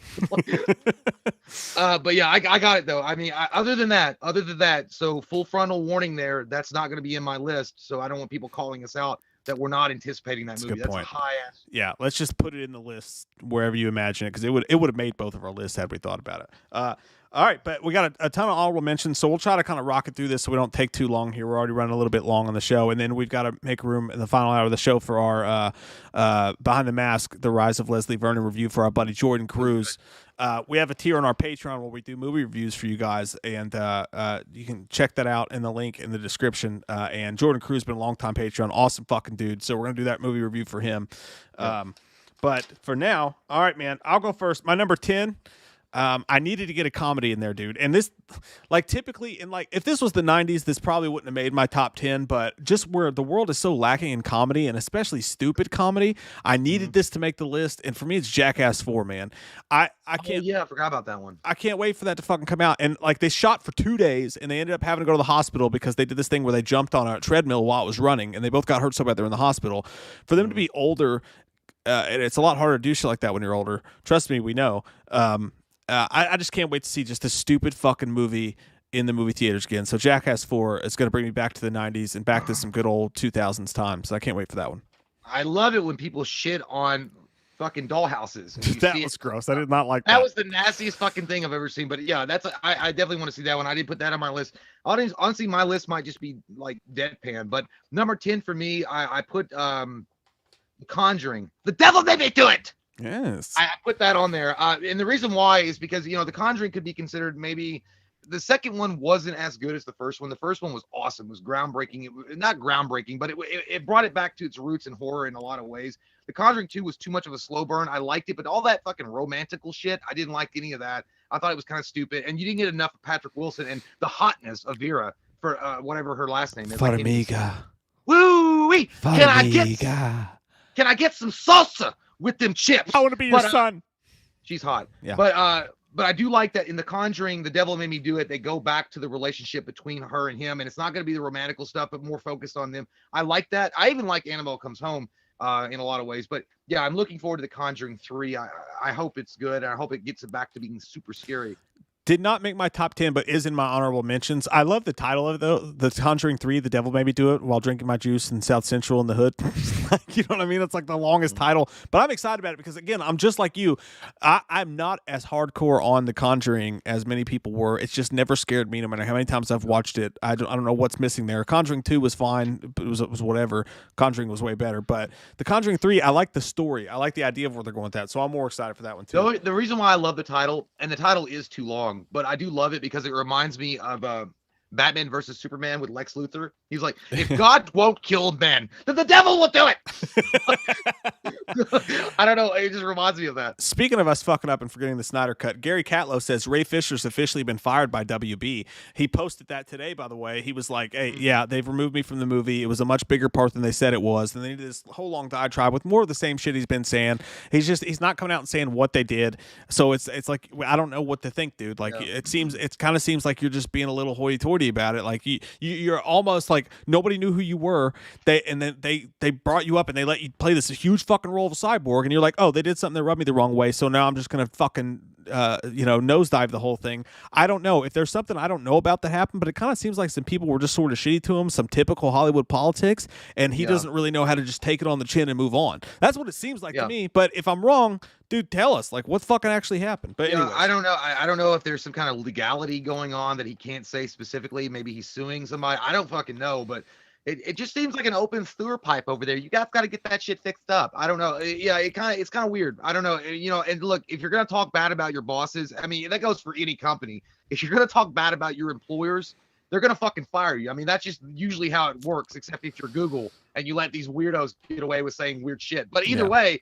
Dude, I don't know. We'll wait and see what happens. I liked Ray Fisher a lot. I thought Ray Fisher was great. I thought they picked the perfect cyborg, but unfortunately the cards didn't fall our way as fans. Yeah, it's just you can't know until you know the whole story. But right now, I'm very, very skeptical of what's going on there. It's very, very strange. But anyways, my number 9 is going to be the new Saw movie, Spiral. It's a big deal because it's a new Saw movie and they're going to have Chris Rock in it. It seems like they're doing up the 7 aspect of the film. I think there's going to be some new, really interesting stuff in that, and it's like more of like. I'm more interested to see what it is than I am even excited for it. Like I'm more intrigued by it than I am a lot of other movies, just because like how the fuck are you guys going to flip Saw on its head and do something really cool and new with it? They're not even naming it like Saw 11 or whatever. They gave it this whole new name. They're doing the detective vibes. I'm really interested to see what happens with Spiral. Spiral could be good, but it could also be a spiral of shit. It could be. Like it could that's be. The only I don't even have Saw Spiral on my notable interests. But it's something cool I want to see happen, but it's from a distance. I was like, I'm gonna see if that bitch like kills that guy. Cheated on her. I'm gonna see what happens. I'm hopeful that it's good, but at the same time, Saw Spiral. There's been too many Saw movies. I don't know. It's almost a fatigue to a point where I can't even take it. That's actually why I'm so excited for it, because I feel like whatever it is, it's going to be really different from the other Saw movies, and it could take it into a whole new generation. We don't know what it's going to be like. Yeah, so. Well, Chris Rock's cool, but it's like, taste the booger flavor. How's it feel to have my coffee brought by you? It's provocative. It's interesting. Yeah. House party full. Shut the fuck up. My number 9 is Morbius. I definitely want to see. I feel like Jared Leto is the perfect fit for that. I think that's actually right up his alley. Way better than what they cast. You don't want no beef. You don't want no beef. No beef. Way better than that bullshit that they cast him as the Joker. And I know there are people that are fans of him as the Joker, but he's awful, man. That was a terrible script. It was a terrible Joker. It was a terrible design. I'm sorry, I just never got behind that particular Joker. But I think Morbius, as a torture scientist, using and then becoming the vampire, what he becomes, I feel like it's going to be good. And again, Jared Leto can sing his 15 songs about it with his new album From the Desert, 30 Seconds to Mars. I don't know where I am. Like his new album's going to be called 30 Seconds to Mars. There was a virus. But anyway, yeah, dude. But honestly, it looked cool. The trailer that we saw looked pretty decent. And I think if Marvel has the balls, if they let it go the way it should go, then we're going to get a really dark, gritty story with Morbius. And I think that's the way that you need to tell it. And you might have the potential to tie it into a Spider-Man story because he is ultimately a villain of Spider-Man or some kind of partner. It's going to be interesting to see how they do all that shit for sure, man. That one, again, didn't make my list. It did make my honorable mentions, though. I am excited to see what they do with that one. And as Jamie said, Chris Rock did write Saw Spiral too, so that's also an interesting aspect of that. But came up with the whole idea for the thing. But I like that one, man. My number 8 is going to be Mortal Kombat, coming to HBO Max and theatrical screens when it releases. And again, this is another one. My top 10 of the year will undoubtedly be completely fucking different than my top 10 most anticipated movies. But these are the movies like I'm most intrigued by, like I'm most curious about. Like, how do you make a Mortal Kombat film? And we haven't seen shit from it except for the title card. We know nothing about what it's going to be like. I'm so intrigued to see what Mortal Kombat's going to look like in 2021.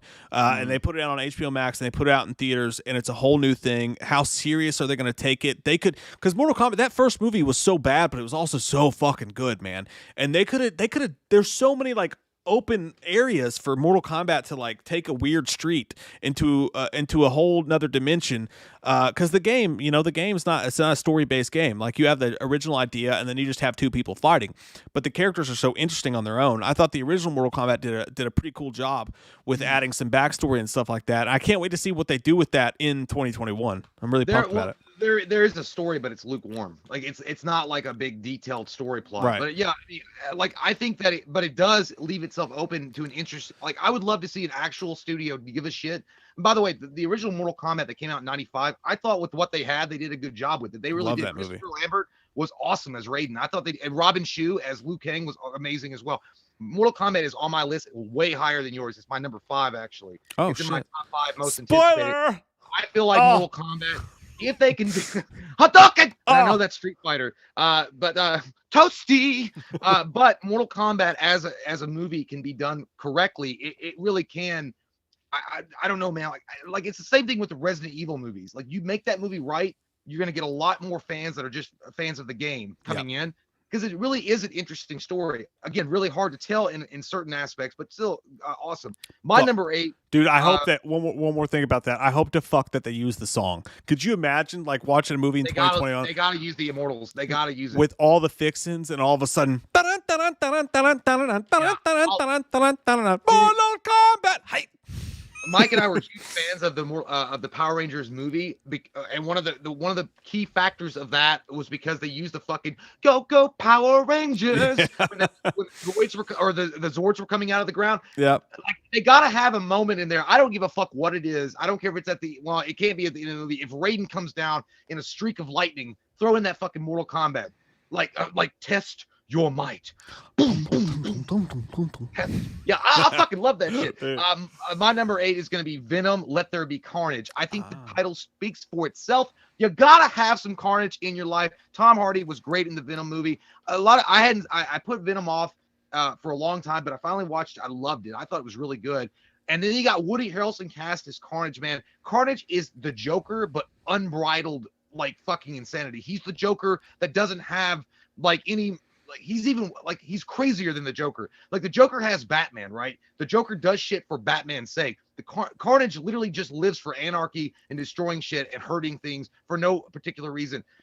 Would I have cast Cletus Cassidy as a little younger? Yeah, probably. I mean, I would have, but I want to see Woody Harrelson off the fucking rails, dude. I want to see like Natural Born Killers Woody Harrelson, because that's exactly the character that he needs to be to portray Carnage correctly. And then to have the Tom Hardy, Woody Harrelson dynamic, I think you're going to get awesome shit. And again, and by the way, someone did point it out, Sony's doing Morbius. I'm sure Sony's also doing Venom, Let There Be Carnage. So they would have the balls to put it rated R. But the only reason why I said the balls necessarily for Marvel is because Spider-Man is supposed to have a crossover at some point, Tom Holland's Spider-Man with Venom.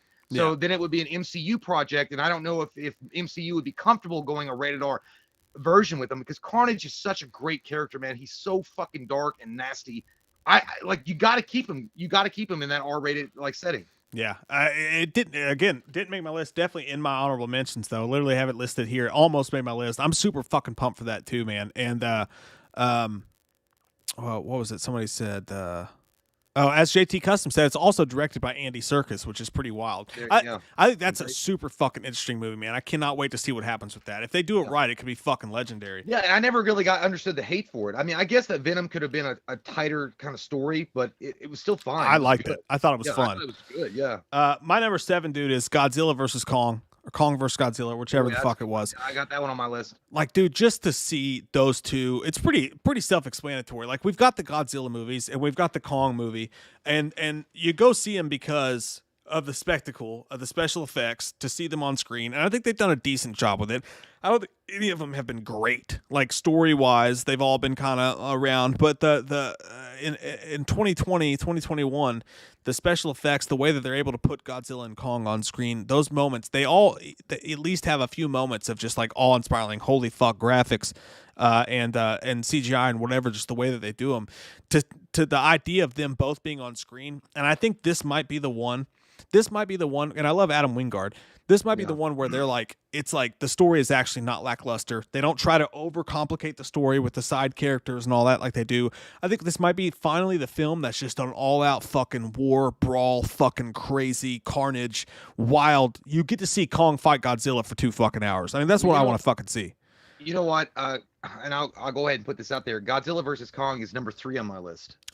Shit! I loved the last Godzilla movie a lot. I thought it was great. I love that they showed Mothra. They showed all the other.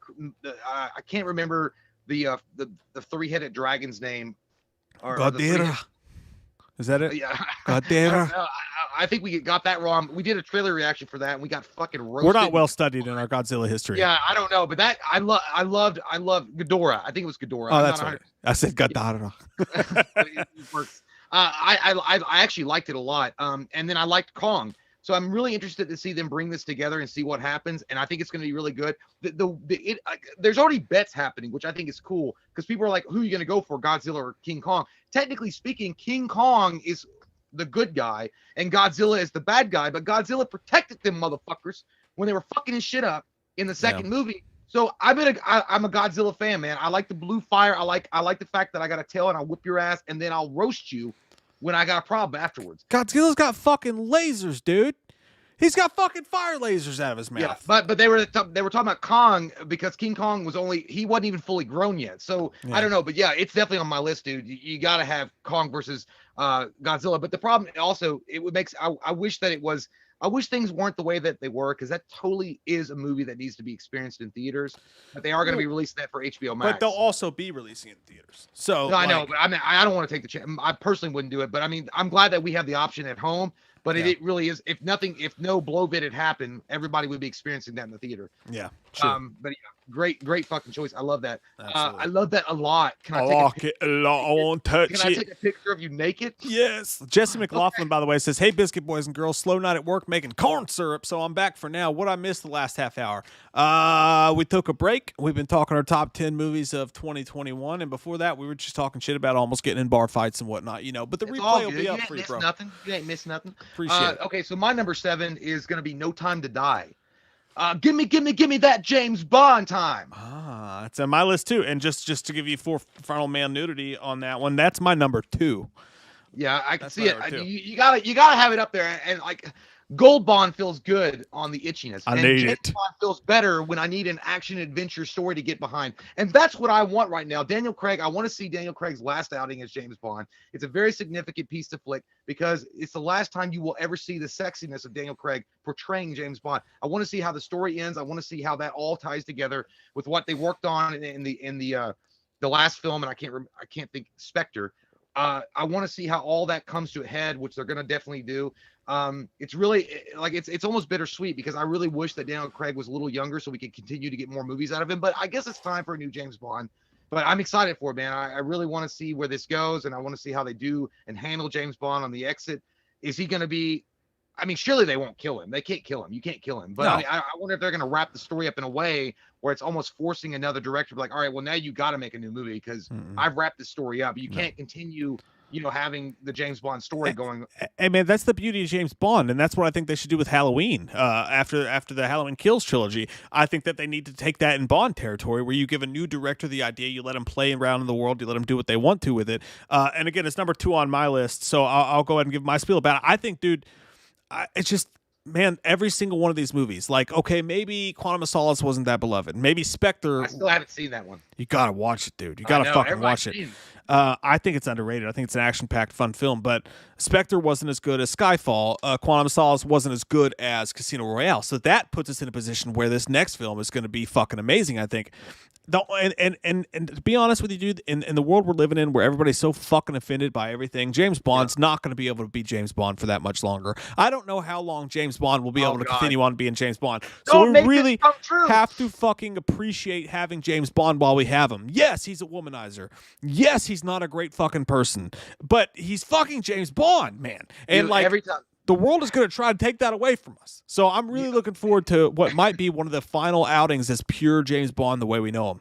Every time I hear this woke trash fucking come up and say that shit about James Bond, I feel like Ben Affleck in goddamn Jay and Silent Bob Strike Back. He's like, it's fiction. They're fictional fucking characters. They're fiction. Yes.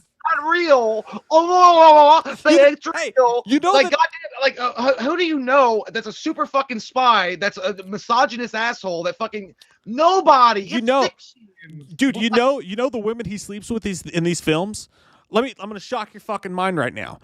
Can you imagine those women actually want to sleep with him too in the movies? Yeah, I mean it's not sexist. Like that guy. Like they're getting some too. That motherfucker got Swagger on lock. He's got Usher and fucking whatever. He's got Usher in The Weeknd playing constantly out of his ass. You want to fucking tell me that Scarlett Johansson as Black Widow didn't want to just go around and bang every dude she found at every single hotel and poker game she went to? She couldn't. That there wouldn't be a dude at every single one of those things, some handsome dude with a 12-pack ready to fucking bang her that night? Yeah. Absolutely, there would be. What the fuck is wrong with people wanting to have sex with each other all of a sudden? Jesus Christ. You know what it is, dude? It's because people have no goddamn lives, and because they can't get sex, they get mad at other people that are getting sex. Most of the women that James Bond bangs, at least in the later films, don't want anything longer than a sexual experience either. Normally, he's banging the bad guys' wives. Yeah, dude. Look, just keep James Bond pure. I mean, keep him the way that he's been for fucking since the late 60s. Keep him the way that he's supposed to fucking be. If you change him and then all of a sudden make him, I don't know, Jamie Bond, and he's fucking a girl, like, dude, get the fuck out of here. Go back home. And you know what? I feel like Eminem. You could take the mic with you and don't stop till something. Hey, Long Kiss Goodnight. Long Kiss Goodnight. Black Widow. Atomic Blonde. There are so many fucking movies with great, hot, awesome spy chicks who are just literally badasses. Like, can't you just let us just keep James Bond fucking dude? Is that okay? Can we just fucking do that, or is that too bad? And no. it's not even like it's not a race thing at all. I think Idris Elba would be a fucking amazing James Bond. It's like Idris Elba. Fucking, we need James Bond to be politically correct. He can't be fucking perfect, people. He's good at everything else except for being politically correct. Just let him be not politically correct. He's flawed. Hey, look, James Bond is James Bond, and I have faith. Because I feel like the granddaughter or whoever's in control of the James Bond estate, technically, they've already said they're not going to fuck with the Broccoli's. They're not going to fuck with the backstory of James Bond. They're not going to fuck with them. They're not going to change it. As long as they're alive, James Bond stays James Bond. On cheers paper. to you. Thank God for fucking normal people with common sense in the world. Mm-hmm. I like that. You have a blue cup. I have a red cup. We're double dragons. Let's get it. All right, so I already named because you were talking about yours. My number 6 is going to be Candyman. Nia DaCosta's Candyman. I think that movie looks fucking awesome. I think it's a great idea that the way they've got it all set up. The trailer was absolutely amazing for it. I think it's going to be scary. I think it's going to be well fucking made. And I think the best part about it is it's actually going to get people to go back and watch Tony Todd's original Candyman. That movie is so good and so underrated. that people just forget about it. Like Candyman to me should be up there, right there with Michael and everybody else, and he's so often forgotten in the second or third tier. It's a sham. I cannot wait to see this movie and see what it does for the lore of Candyman. I love it. Yeah, and by the way, Jamie, right, a very sexual into being, and that's full of masculinity. This motherfucker has to have it drained from him daily because he's got so much masculinity flowing through him. Otherwise, he'd be walking around like Lou Ferrigno because of the masculinity coming out of his pores. I wasn't talking about you, Jamie. Like I said Jamie Bond, but I meant to say Jasmine. Oh. But I love you, Jamie. Yeah, I agree, man. Candyman, I really hope it's good. That's actually number 4 on my list. I don't want to go into a listing about it, but yeah, I hope it's great. It looks good, or at least the promise of it looks good. I really have a hard time getting around that Tony Todd will no longer be Candyman, but nonetheless, I want to see a new direction. I want to see a little different flavor with Candyman and see where we're taking it in 2021. So yeah, definitely going. My number 6 is Dune.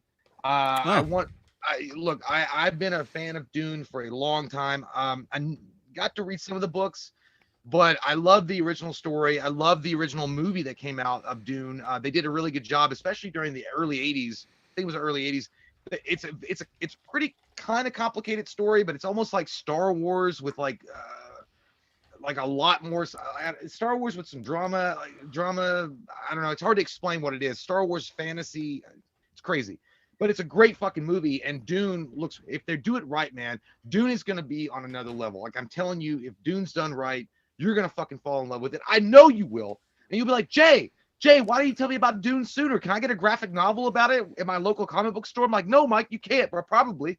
I don't know, because I haven't collected comic books in a long time. Hey, I will watch Dune. I will watch the original Dune before it comes out. It's not on my list, but I haven't seen the original Dune. Oh, man, it's so good. And again, I have really high hopes about the new Dune.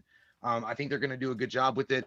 And, as far as keeping politics out of it, I hope. I mean, it's rife. The ground is rife for politics to be ingested into this movie. I'm not lying. I mean, there's a lot of opportunities for the right kind of asshole to be like, I'm going to put my own agenda in this. Right. So hopefully they won't do that, but we'll see. But Dune's number 6 for me. Yeah. I promise you this. I will watch the original one before that one comes out because I don't know the hype around Dune. I haven't seen it. It's but it's kind of like I haven't watched the Stargate movies either. It's just like, it's not my genre. No, I've never seen it, man. You've never seen Stargate? Oh, no, man. It's not my, and I love Kurt Russell, but it's just not my genre. I have a hard time with fantasy, but with deep fantasy, like obviously Godzilla vs. Kong, Candyman, they're all fantasy, but you know what I mean. Okay. My deep fantasy was Jamie Presley and Amber. Kelly Kapowski, dude. Kelly Kapowski. Wow. Jamie Presley and Kelly Kapowski. Oh, I know. Edward Santiago says $20 says Godzilla goes for the mouth beam and Kong poops into his own hand and rams it down Godzilla's throat. You know what I that would pay look like? $50 for that. Oh my God, that would look fucking crazy. That's a great idea, Edward. My number 5, dude, is going to be The Little Things. We talked about it earlier a little bit. Very, very, very high on this list, considering the things that aren't on my list, that didn't make my list. But The Little Things, again, I talked about earlier. Dude, is that the movie? Yeah, it's also about my dick. No, I literally thought like you were like The Little Things. Like I thought you were segueing about a movie. You gotta watch the trailer for it, dude. It's a very like somber, like just like nothing spectacular popping out at you trailer. But again, Denzel Washington as a detective, Rami Malek's in the movie. The serial killer they're chasing is Jared Leto, and he just pops up like very, very vaguely in the trailer. It just has this fucking old school Seven True Detective type fucking badass drama detective film. Yeah, man, it looks like it's going to be really fucking good. So, and I asked myself when I was making this list, I'm like, it's not about hype. It's about like, what am I personally as a human being, like alone in my bunk, really, really excited to see? And The Little Things just came in that fucking high for me. I'm just really that I love those kind of movies. So, hey man, wouldn't it be cool in Kong versus Godzilla if Denzel pops up and he was like, King Kong ain't got nothing on me, and then Kong just steps on him. Yeah, and then they blast. They went that fucking meta with it. Yeah, I can do it. Or like even with like a moment in like the Training Day movie is playing and he gets to that part and then Godzilla and King Kong crash. And maybe that's why I'm so excited for it too, is because Denzel was so fucking good in Training Day, and I love it when he plays those type of roles. Is it his best role? Maybe. John Q, dude. John Q's fucking underrated. John Q was really good too. I mean, I'm not saying that Denzel's not rocked it in other movies, but man, Training Day took it because I never seen Denzel as a bad guy ever. And he fucking killed it. He was good as fucking Virtuosity too. Nobody gives him credit for Virtuosity, but he was super dope in that movie. Well, he was really good in Fallen with John Goodman. Yeah, he fucking was, man. Okay, so I'm gonna skip over a couple of them because we've already talked about them. Mortal Kombat was my number 5. Okay. My number 4 was Candyman, which we've already talked about. Number 3 was Godzilla versus Kong, which we've talked about that. So I'll wait till you get to number 2 because my number 2, it might be similar to yours. I don't know. Okay. My number 4 is Mission Impossible 7. Is that on your list? Did that make your? Okay. Well, quite different list. I like it. No, because I forgot it was coming out in 2021. God damn, hey, it was on the list I sent you, bro. It was on the fucking list. Bro, I looked up screencrush.com. You didn't even use my link. No, because I couldn't read the fucking text. That motherfucker was made for Mighty Mouse. I couldn't read it. We're so fucking legit on this channel. You don't even know. I couldn't do it. I tried. I had to zoom in 3 times on my phone. You just copy and paste it into the fucking browser, man. Do it on your computer next time. Is it wireless? Dude, I thought it had more juice in it. No, my number 4 is Mission Impossible 7. Really high for the amazing movies that I had to leave off this list. Mission Impossible 7 is really high, but Mission Impossible is one of those. It's a franchise we don't talk about a lot on this channel, but for me personally, I've grew up watching, like, my dad took me to see the very first Mission Impossible, and I'll never forget after the movie, like, going to the bookstore with him and pretending I was fucking Ethan Hawke, like walking around with the music in my head. I've always just had a deep love for the Mission Impossible movies, like a weird love, just like the Halloween movies I have. And again, I don't talk about it much, but I have the same kind of love for the Mission Impossible movies. So it's just a personal thing for me. I love those fucking movies. I think they're so fucking cool. Fallout was my favorite movie of the entire year. Of the year it came out. My favorite movie. I think that movie still, as much love as it gets, is completely fucking underrated. I can't wait to see what Tom Cruise does this time. You've not seen Fallout? Oh fuck, dude. So. Henry Cavill as the bad guy. I love Fallout New Vegas and Fallout 3 and Fallout 4. No, I don't think I've seen the Fallout. I'm telling you, watch that shit tonight. It's gonna blow your fucking mind. It's one of the best action movies in the past 25 years. I mean, one of the best in the past 25 years. Fallout is that fucking good, dude. Fucking good. I'm interested to watch it. Yeah, dude. I love Tom Cruise, and I love the fact that he does his own stunts and he does crazy fucking shit. Probably because he's got Scientology roids up in his anus, and he doesn't give a fuck. He's got all the little aliens out of his. You got to give him respect, dude, for what he puts himself through for these movies. Hey, man, he really is. He's great. I think Tom Cruise is one of the best talents in Hollywood. He really is. And even though he's got a weird tooth that sticks out right perfectly in the middle of his mouth, he's got a weird smile and a weird run. Weird tooth? No, he's got a weird tooth. But yeah, by the way, someone did mention we were talking about best performances of Denzel, and I totally forgot about that. But I don't know if it'll overtake Training Day. American Gangster. Fucking great. Awesome. Not a huge American Gangster guy. It was still good. And he also did a really good job with Malcolm X. Like, he dead on fucking looks like him, dude. Dead on. Good job. Oh, Flight, fucking badass. Great. Denzel Washington. Yeah, and again, the man's a national treasure. Okay, I'm gonna steal the independence, the Declaration of Independence. Like, he's like that guy. I would steal it. I was like, that's Nicolas Cage, Jay. I know. I know what you mean. I don't want to bring up politics. Did you guys see the meme? That shit's funny as fuck. Dude. Where the Capitol, where everybody was rushing the Capitol, and you see Nicolas Cage in the back, like wanting the distraction. He's like, I'm gonna steal the Declaration of Independence. That's so fucking like funny. I was like, you know what? If there was ever a moment in National Treasure where it made sense, yeah, that's it. Shit was fucking hilarious, man. By the way, it's not about. I'm not getting into politics, but I'm just saying that meme is funny. Dude, it made me laugh my ass off. But no, my number 3. I think this has got to be in your list, dude. The Matrix 4 is my number 3. Dude, you know what? It's not. What? Yeah, I wanted it to be so bad, but I couldn't put it in there because the Matrix 3 sucks so much ass. But in reality. Hey, I'm basing this on, for one, I'm fucking super pumped that it's coming on HBO Max and in theaters. But Keanu's coming back. I don't know, man. Like the next 2 films after The Matrix were rushed so badly. Like, they just seemed like they were like, oh my god, we got this super complicated fucking franchise and it's huge. And they were just like, they were like Tommy Boy with the biscuits, where he's like, I love my biscuit. Then I fucking kill it. I kill my biscuit. That's what it felt like they did to the second 2 movies. And even though when you go back and you watch them now, they're not that bad and you can place through them. I think The Matrix 4 is going to bring it back to the Matrix 1 type level. I think they're going to try to do some new, really cool shit with it. And I have fucking super high hopes for The Matrix 4. I hope it's great. And again, it's all my notable interests. But I mean, I love Keanu. I mean, he's fucking awesome. But Dude, I don't. You know what? Like, the Matrix 3 was such a letdown in so many ways, and I love certain scenes about it. Like the action sequences are pretty cool, but once you got to the ending, it was like, God damn, that was it. Fuck, I thought we were gonna have a party, and instead you threw me a fucking party in Winn-Dixie. They never recovered from the greatness of the Matrix, dude. I thought I was gonna have the greatest Chuck E. Cheese party of all time. All my friends were gonna show up. I was gonna have a personal song sung to me, and then all of a sudden I find out the party's held at Winn-Dixie, and the fucking cleaning lady from my cafeteria is the one that shows up. The crew from Waiting and Shenanigans sings you the song like, "Hey." It just scares you and makes you cry. It's so angry. But yeah, look, I hope it's great. And I love the Matrix series, but I just, God, what a letdown, dude.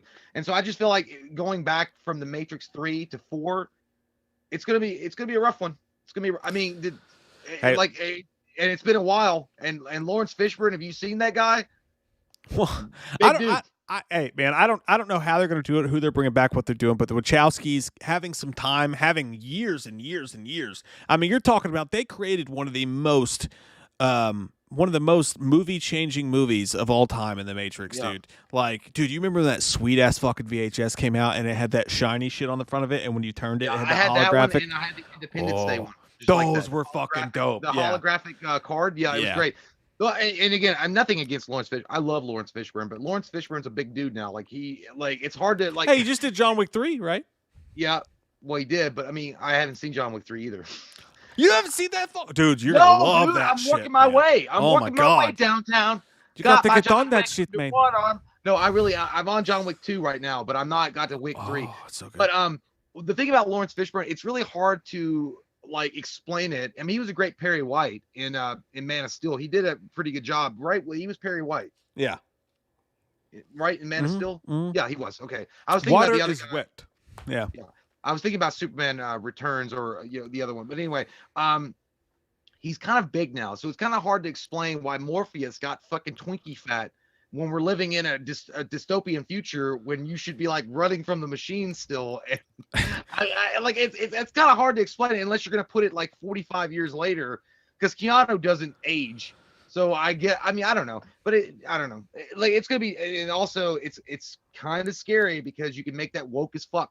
You can make that easily woke.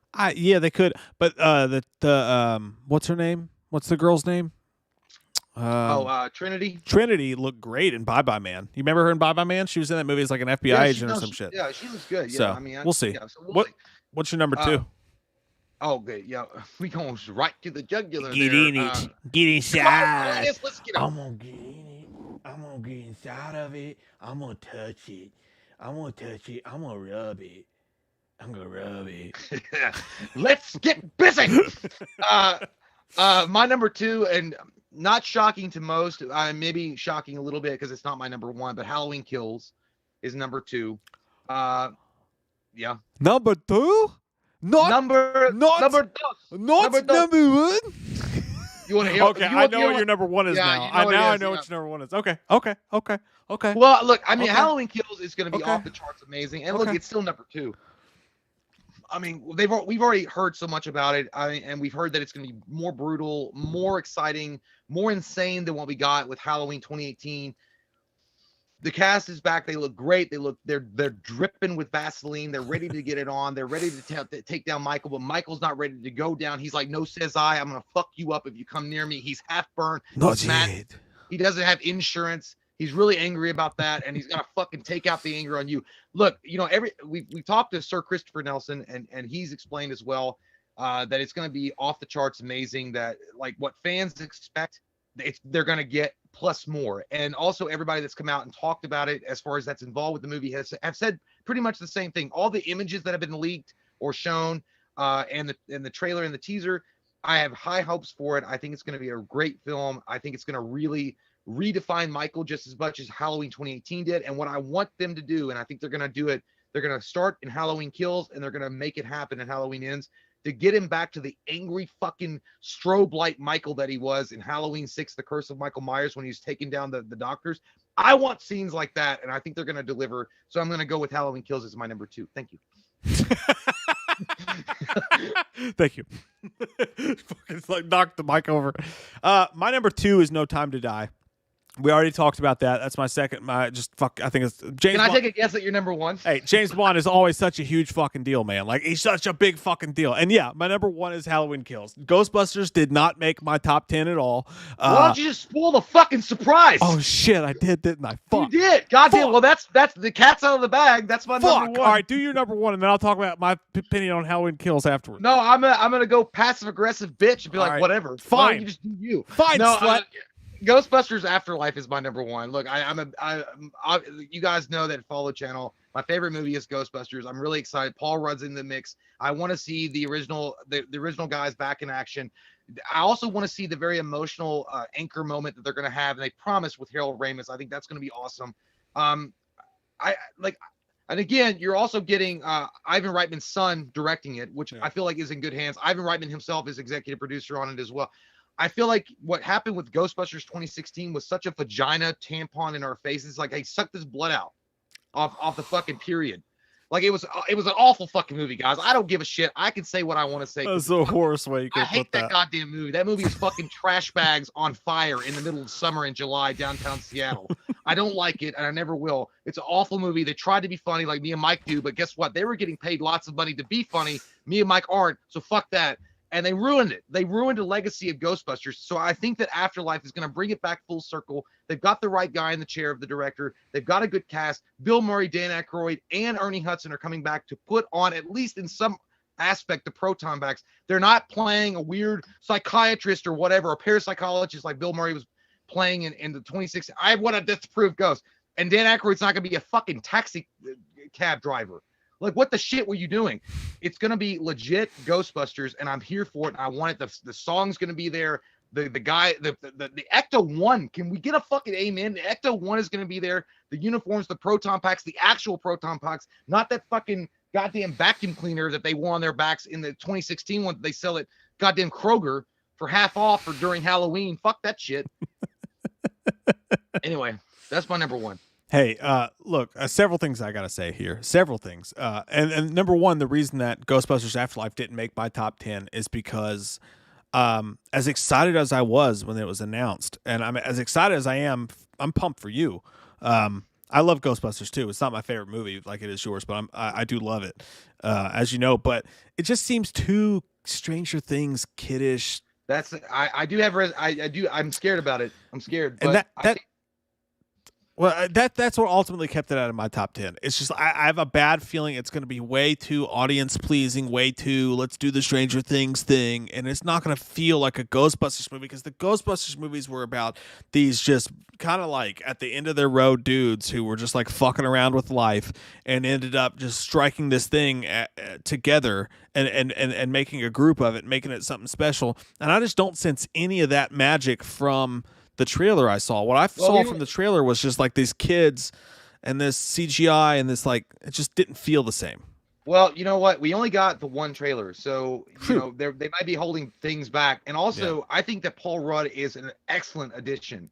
Love that. If he gets to wear a proton pack and be a Ghostbuster, man, you couldn't ask for a better Ghostbuster. Yeah. Like, in my opinion, you would either have it would be Paul Rudd, Seth Rogen, Jonah Hill, and maybe Steve Carell as the Ghostbusters. And then if you're not going to get them, I would get the guys from Super Troopers to be the Ghostbusters. And I think if you're not going to get that, but at least you got one, it's fine. The Stranger Things vibe, I do feel is happening a little bit, but I feel like I can't remember his name. I can't. The director, Reitman's son, I cannot remember his name for the Jason life of me. Reitman. Jason Reitman. I don't think he's going to make that same mistake and fall into the traps that the Ghostbusters 2016 did. Oh no, me either. Like, they're gonna have to be like, well, you gotta go to a certain demographic. He understands that the nostalgia is there, and he has to bring the old fans in to get new fans. That's what the Mandalorian is doing right now with Jon Favreau and Dave Filoni. Yeah, they're able to. So they're not gonna do that, but it makes me a little nervous. But I still feel like, dude, it's one of those movies.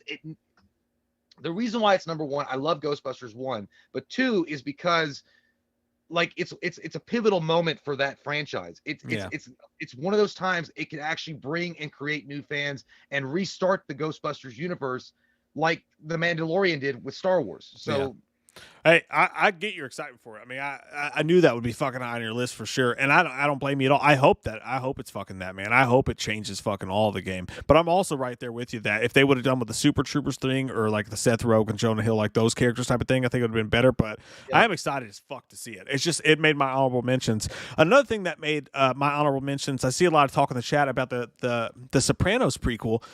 Some people mad that we didn't mention the Sopranos prequel, and here look like we're both fucking huge Sopranos fans. Top 2 best shows of all time for sure, no doubt about it. One of the greatest shows of all time, and I'm really psyched to see what they do here. But TV shows doing movies after the TV shows are over don't exactly have the best track record. We're talking about the Many Saints of Newark, but like the Breaking Bad movie, for example. The Breaking Bad movie they did was a really good movie. It was fucking entertaining. It was suspenseful. It was awesome. But there's just something about the fact that it's not the TV show. And you can't, it's like when you're looking at CGI and they're trying to tell you it's real. Like your mind picks up on the fact that it's CGI. As much as I am excited for it, but as much as I want to, it's not going to be the same as The Sopranos. It's just not. And we don't know anything about it. We haven't seen a fucking trailer. We haven't seen shit. All you've done is say, hey, we're doing a Sopranos prequel movie. I'm excited for it. I can't wait to see it, but I can't possibly get that excited for it without knowing a goddamn fucking thing about it, you know? Yeah, look, I mean, I love The Sopranos. Mike loves The Sopranos. I mean, we all love The Sopranos. It was one of the best, well-done shows HBO ever put out. Like, it might be, I mean, it's pretty much in everybody's top 5 list when you mention like greatest. Like, see, Mike disappeared. It was so good, he fucking went away. It's in the top 5. It's in the top 5 of everybody's list normally. If you speak of greatest TV shows out there, the thing about the Sopranos movie is there's such a high risk of it failing. Yeah. If they put too much in it, and I'm not saying that I think it's great they put James Gandolfini's son in, and he's gonna play young Tony Soprano because he looks just fucking like him. I mean, it's a good choice. It really is a good choice, but they can really misstep and fuck up that whole thing. Yeah, and you know, and really. In my mind, when the announcement, I like gangster movies, they're cool. But at the same time, I was like, why? I was like, why though? Like, why you gotta have one? Like when they were like, oh yeah, they're gonna make a prequel to The Sopranos and show Tony Soprano's rise. I'm like, why though? Because he's dead. James Gandolfini's dead. I don't, unfortunately he's gone. They told a great story in 7 seasons of The Sopranos. I really don't care if they make an hour and a half, 2-hour. 20-minute movie about his prequel or about what he did. Well, I mean, I care. I'm excited to see it. I hope it's great. But like I said, like El Camino was a great movie. But at the end of the day, it's just not the fucking same. And I have a feeling that this is going to be the exact same thing. And also, honest to God, like, does The Sopranos need a prequel? That's what I was saying. Like, I mean, that's the first thing I asked myself. Why? Yeah. That's why I said, why though? All that being said, though, I'm fucking pumped about it. I cannot wait to see it. I'm super excited for it. It's in my honorable mentions. It's high. It almost made my list. That's how excited I am. But that's why it didn't make it. Because we're coming up on 5 minutes, and I gotta piss. Well, you want to go through really quick for the notable, the honorable mentions? Let me talk real quick about Halloween Kills and why it's my number one. Halloween Kills is my number one, and I'm telling you guys here, put my fucking name on it, stamp that shit down, put it on the presses. I'm betting the fucking house on Halloween Kills. I'm telling you guys. Look, I didn't say this about Halloween 2018. I know that we're hardcore Halloween fanboys, but my fucking gaydar meter is telling me that I'm going to be gay as fuck for Halloween Kills when it comes out. Not just that, I think that what you're hearing about this movie, it seems like the perfect goddamn follow-up. I think it's going to be better than Halloween 2018. I think it's going to be fucking mean as shit. I think it's going to be scary. I think it's going to be fucking action-packed. It's going to be full of emotion. It's going to give you everything you want in It's going to be the Dark Knight of the fucking Halloween franchise. You heard it here fucking first. Halloween Kills is my number one. That's God damn, man. When you were talking, I felt like I was listening to Snap the Power. Ooh. I'm the lyrical of Jesse James. Yeah, man. I agree, man. And if Ghostbusters Afterlife wasn't coming out this year, Halloween Kills would be number one with a bullet point. Somebody did point out they said something about the Batman. The Batman has been delayed to 2022. Right. It would be fucking high on the list. Otherwise. Yeah, the Batman would be very high on the list if it was legit, but coming out this year. But it's not. Yeah. But let's run through the honorable mentions. Let's do it, baby. You go first. Right. I'll go second. All right, baby. So I'm gonna go. I have an asterisk on it, so I'm gonna go ahead and do this one first. And I'm sure Mike, you can go ahead and because we didn't know Snyder Cut Justice League. 100%. Same. Would have been in both of our top 10s otherwise. Yeah, Yep. I totally forgot about it. The other one, I'm gonna bang through them real quick. Yeah. Matrix 4. What? The Matrix 4 was on there. Right. Okay. Eternals. And the reason why I say the Eternals is because rumor has it that they're going to introduce Galactus, possibly lay the seeds for Galactus and Silver Surfer in the Eternals. So I'm interested to see that. The Suicide Squad. Yep. I like the fact that it's campy and fun, and they're actually taking it more like they're going in that direction more. So I like that. Yeah. A Quiet Place 2. I want to see it, but at the same time, the reason why I got on honorable mentions and not on the main list is because the story's been told. It's great, but again, it goes back to the prequel argument. Like, why though? Like, it's kind of like, why? I mean, I'm interested, but not really. Yeah. And then the last one is Top Gun Maverick. Oh yeah. You gotta kick the tires and light the fires, baby. I want to see my boy back in the fucking F-15 chasing down MiGs and yelling for Goose's ghost. Yeah. I want to see it. I want to see that shit too. But it's a question of like, how good is it going to be? Like, I don't know. Like, it's hard to tell. But I think it's going to be good. So that one made my list too. By the way, Maurice the Beast Vlog said the Batman would be my number one if it was Batflick. It would be high on our list, Robert Pattinson or Batflick, if it was in 2021. But I'll go through it real quick here. Saint Maud looks scary as fuck. It's an A24 film that looks like it's going to be really good. Coming out this month apparently. Many Saints in Newark. We talked about that.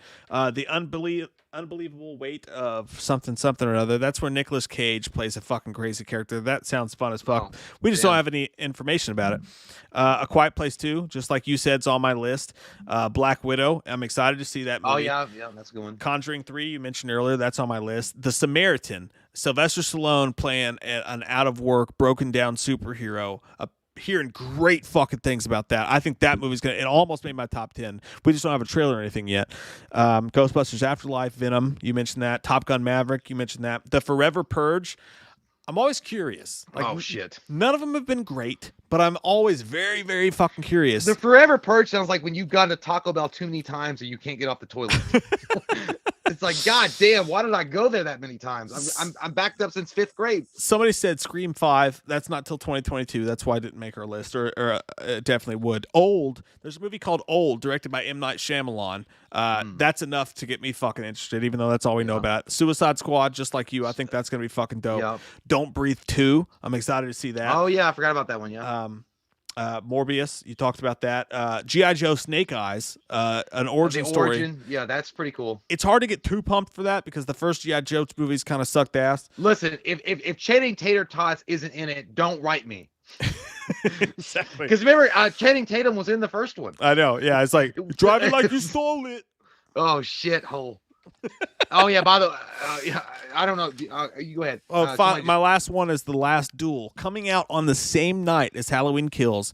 Ridley Scott directing, Ben Affleck and Matt Damon and Adam Driver in the same movie.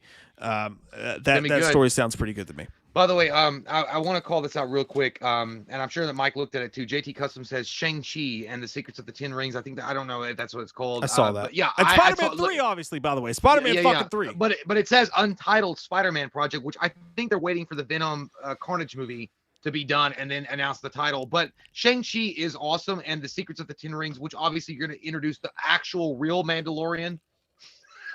The Mandarin, not the Mandalorian. Oh my God, I'm gonna get fucking crucified at the butthole. The Mandarin, and not that bullshit Ben Kingsley thing from Iron Man 3. But the Secrets of the Ten Rings, Shang-Chi is awesome. But dude, I'm nervous because I'll be honest, I don't know that much about Shang-Chi. Yeah, can't hear you, bro.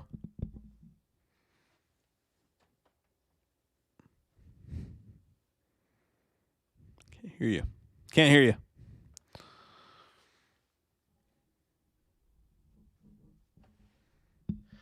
There you are. Goddamn gypsies fucking sucking off my internet. I got you now. Show me your treasures, gypsy. Anyway, what I was saying was I don't know much about Shang-Chi, so I can't really get excited for a character that I don't know much about. I stopped reading comic books a while ago, so I'm not 100%. I mean, I still read them occasionally, but graphic novels wise. And as far as the only one I know is the 10 Rings of Power, which is the Mandarin, and I'm not even 100% they call it the 10 Rings of Power. So I'm excited about it, but at the same time, MCU is always going to knock out billion-dollar movies. So, it's a bygone conclusion that's probably going to be a billion-dollar movie. But It's cool. I mean, it's cool. It's just not on my list. Yeah, and then Sean Tubby123 says Ice Ice Baby duet, or I'll ask to see a manager. First thing when we come back from break, we'll do the Ice Ice Baby. First thing we'll do.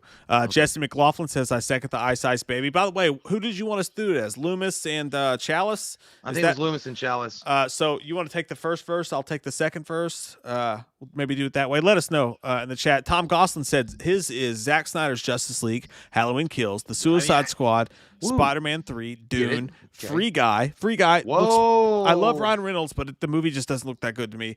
The Tomorrow War, A Quiet Place 2, Uncharted. Yeah, it's good. I never played the game. Bob's Burgers, fucking psyched for Bob's Burgers, dude. I like your list. Nathan Drake is a great character. Uncharted. I played the games, the first 3. You know what? Shia LaBeouf might have been a really good Nathan Drake. I'm not gonna lie. I think he might. Thank God they didn't go that route, considering what's come out in the news lately. I know. I'm not saying, but either way. But all right, guys. Well, I gotta go pee real bad. Yeah, let's go pee. We're gonna take a break. When we come back, Ice Ice Baby duet, and then we're gonna review Behind the Mask: The Rise of Leslie Vernon. Fucking Vernon, bro. I want to see what your insides look like. Nobody wants to see that because Mike didn't brush his teeth. I forgot to brush my teeth today, everyone. Grody. I apologize. Grody, fuck! Say it to him again and I'll gut you like a fish.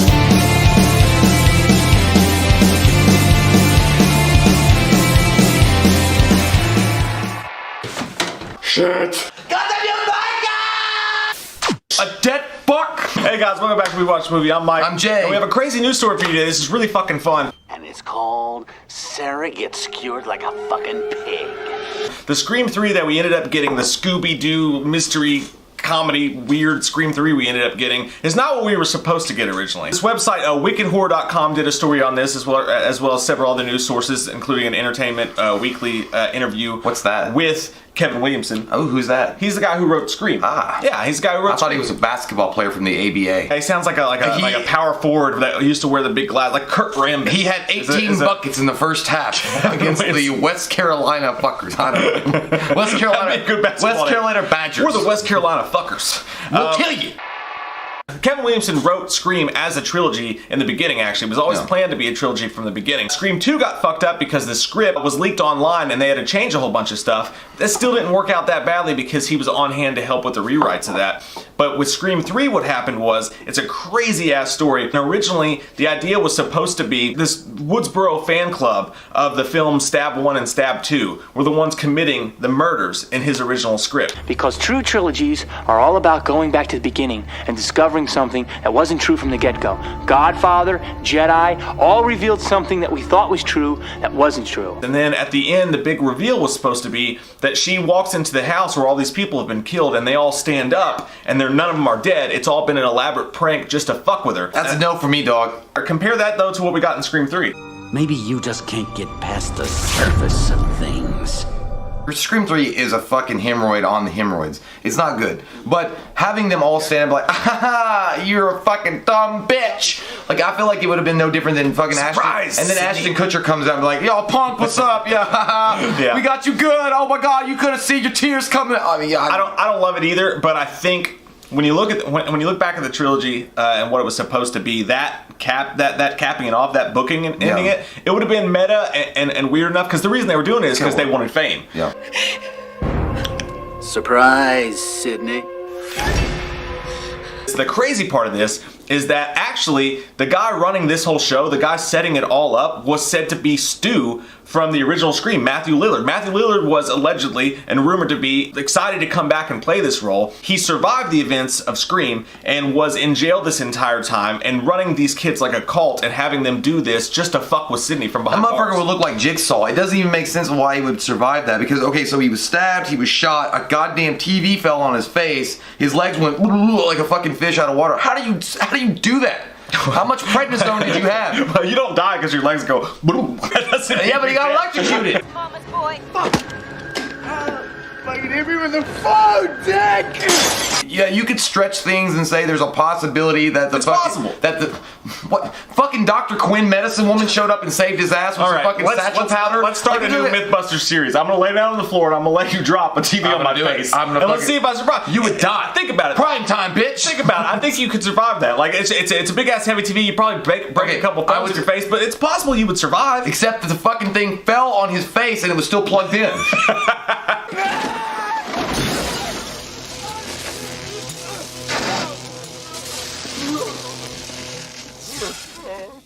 It was plugged in.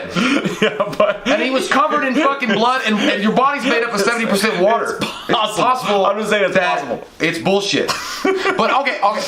So it would have been a great twist, though. Either way, yeah. I like Matthew Lillard. I think he's cool. I like Stu. The guy was awesome. Like, I mean, what was he gonna have dreams of Skeet Ulrich showing up in his jail cell? Like, do you remember me? I did it all for Skeet. I was thinking, like, he would show up at the jail cell. I was watching Locked Up Raw, and I was thinking of you. Let's face it, she was no Sharon Stone. She's no Sharon Stone. Stu being back would have been fucking awesome, and it would have fell in with that whole like meta thing. It would have completed the arc. It feels like it would have. Yeah. The reason we never got that script though, it's crazy, is because the killings that happened at Columbine. All the studios, the Weinsteins were like, no, we cannot do a movie. We cannot do a movie about teenagers killing teenagers right after the events of Columbine happened. So they actually told them, they wanted them to go in there and they said, I actually want this to be more of a lighthearted comedy. And they told Wes Craven, I don't want any bloodshed on screen or killings to happen on screen whatsoever. Well, why don't you take the fucking gold fillings from my fucking teeth? No, Wes Craven fought hard against that, allegedly, and that's why we ended up still getting some version of Scream. Like, he was like, there's no way we can make this movie without some of that. But that's why, if you watch Scream 3, they veer more to the adult characters. It's more about Dewey. It's cheesy. It's very Courtney. Studio cheesy. It's not like, you know, I think that people would go and watch it. I feel like normal people with common sense would be like, it's an escape. Yeah. You know what I mean? Like, that hurt in real life. That shit happened. I remember when that shit happened, me and Mike were in school. Like, we were kids, and like, that happened. But when if you went and watched a movie, I honestly, if I watched a Scream 3 based on this, I wouldn't even correlate those two events. Like, I wouldn't even think about it. But if people did, it would be cathartic. Like, you're getting it out of your system. I think it would have been as simple as just saying, hey, no guns in the movie. Like, no guns or whatever. Yeah, like, I think that would have been... Yeah, it's not that much anyway. There was a gun in Scream, but still. Don't you blame the movies. Movies don't create psychos. Movies make psychos more creative. You guys ever seen the show The Following on Fox? It was actually a really good TV show for a while. It was Kevin Bacon chasing down this murderer, and he finally gets him and he puts him behind bars, but the murderer has a cult that's out there doing his killings for him. Was he part of the Bacon? Can't stop it. Kevin Williamson wrote that series, and Kevin Williamson said it himself. He used the unused ideas from Scream 3 to actually write The Following. Let me ask you this, though. Yeah. So, based on what you know about these two things, which one do you take? Would you take the Scream 3 we got, or the Scream 3 with that weird ending but having Stu in it? Is this a trick question? I'd definitely take. I'd take the other one. I would take this one, but can you tweak it, like, and not make it prank? No, just take it. You gotta pick. Well, goddamn. Well, if I have to pick, you're taking a risk, but you're not losing anything in Scream 3. It's not any good. I would take the version that Wes Craven would have all the liberties that he needed to make this movie happen. And that's exactly what I think would have happened if this had occurred. If Columbine had never happened and they were like, all right, go ahead and do it, Wes. Like, fucking clean it out. Like, let's make that trilogy happen. Then I would have loved it. Because it sounds on paper the way that, you know, everybody just stands up and it's a prank, bro. Haha, no worries, right? I don't care. Like, yeah, I fucking broke into your house and fucked your wife. It's a prank, bro. but yeah, I get. But I would not again. I would have loved to have seen Wes Craven's spin on that and see how he had done. You know, Wes Craven was the master of horror in a lot of ways, and I would have loved to see what he would have done with a script like that. So yeah, I would have obviously taken the script, and having Matthew Lillard back with Neve Campbell, it would have been a completion. Yeah. It would have felt more complete. Like, you wouldn't have feel like, you know, you got Scream 1 and 2, you got some, you know, Creed, Human Clay, and My Own Prison, then you got that dog shit that they released. You're like, what the fuck is this? What if you did made that original Scream? What if I had a job? But what they ended up doing, Kevin Williamson, actually, this is the only Scream film that he did not write because he was working on another property at that time. They almost didn't get Neve Campbell because she was working on Wild Things at that time because they had to push this back. Sexual. Another Kevin Bacon classic. Sexual. I'm feeling woozy, yeah. Take off. They brought in Mike. Don't put a mask on. Damn,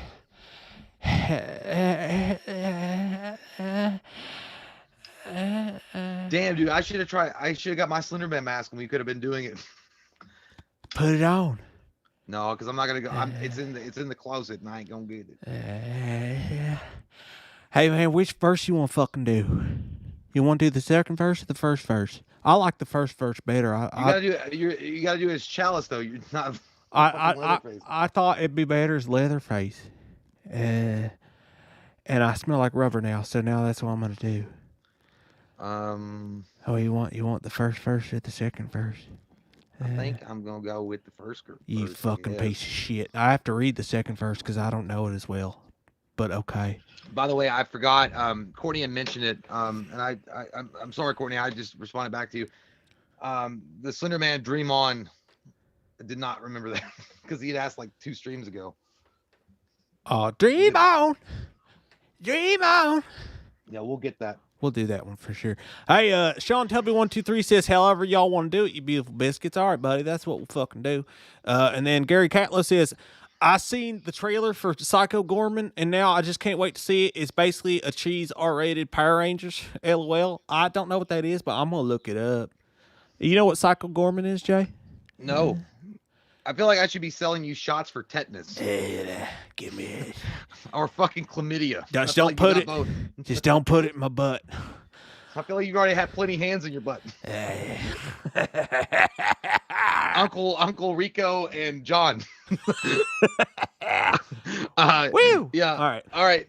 Yeah. So fuck yeah, because I don't remember the actual Ice Baby. I don't remember the whole full fucking song. Yeah. So I'll just go with the VIP. Let's kick it. Ice Baby, and then you can do the first verse, and then I'll do the second verse. Eh?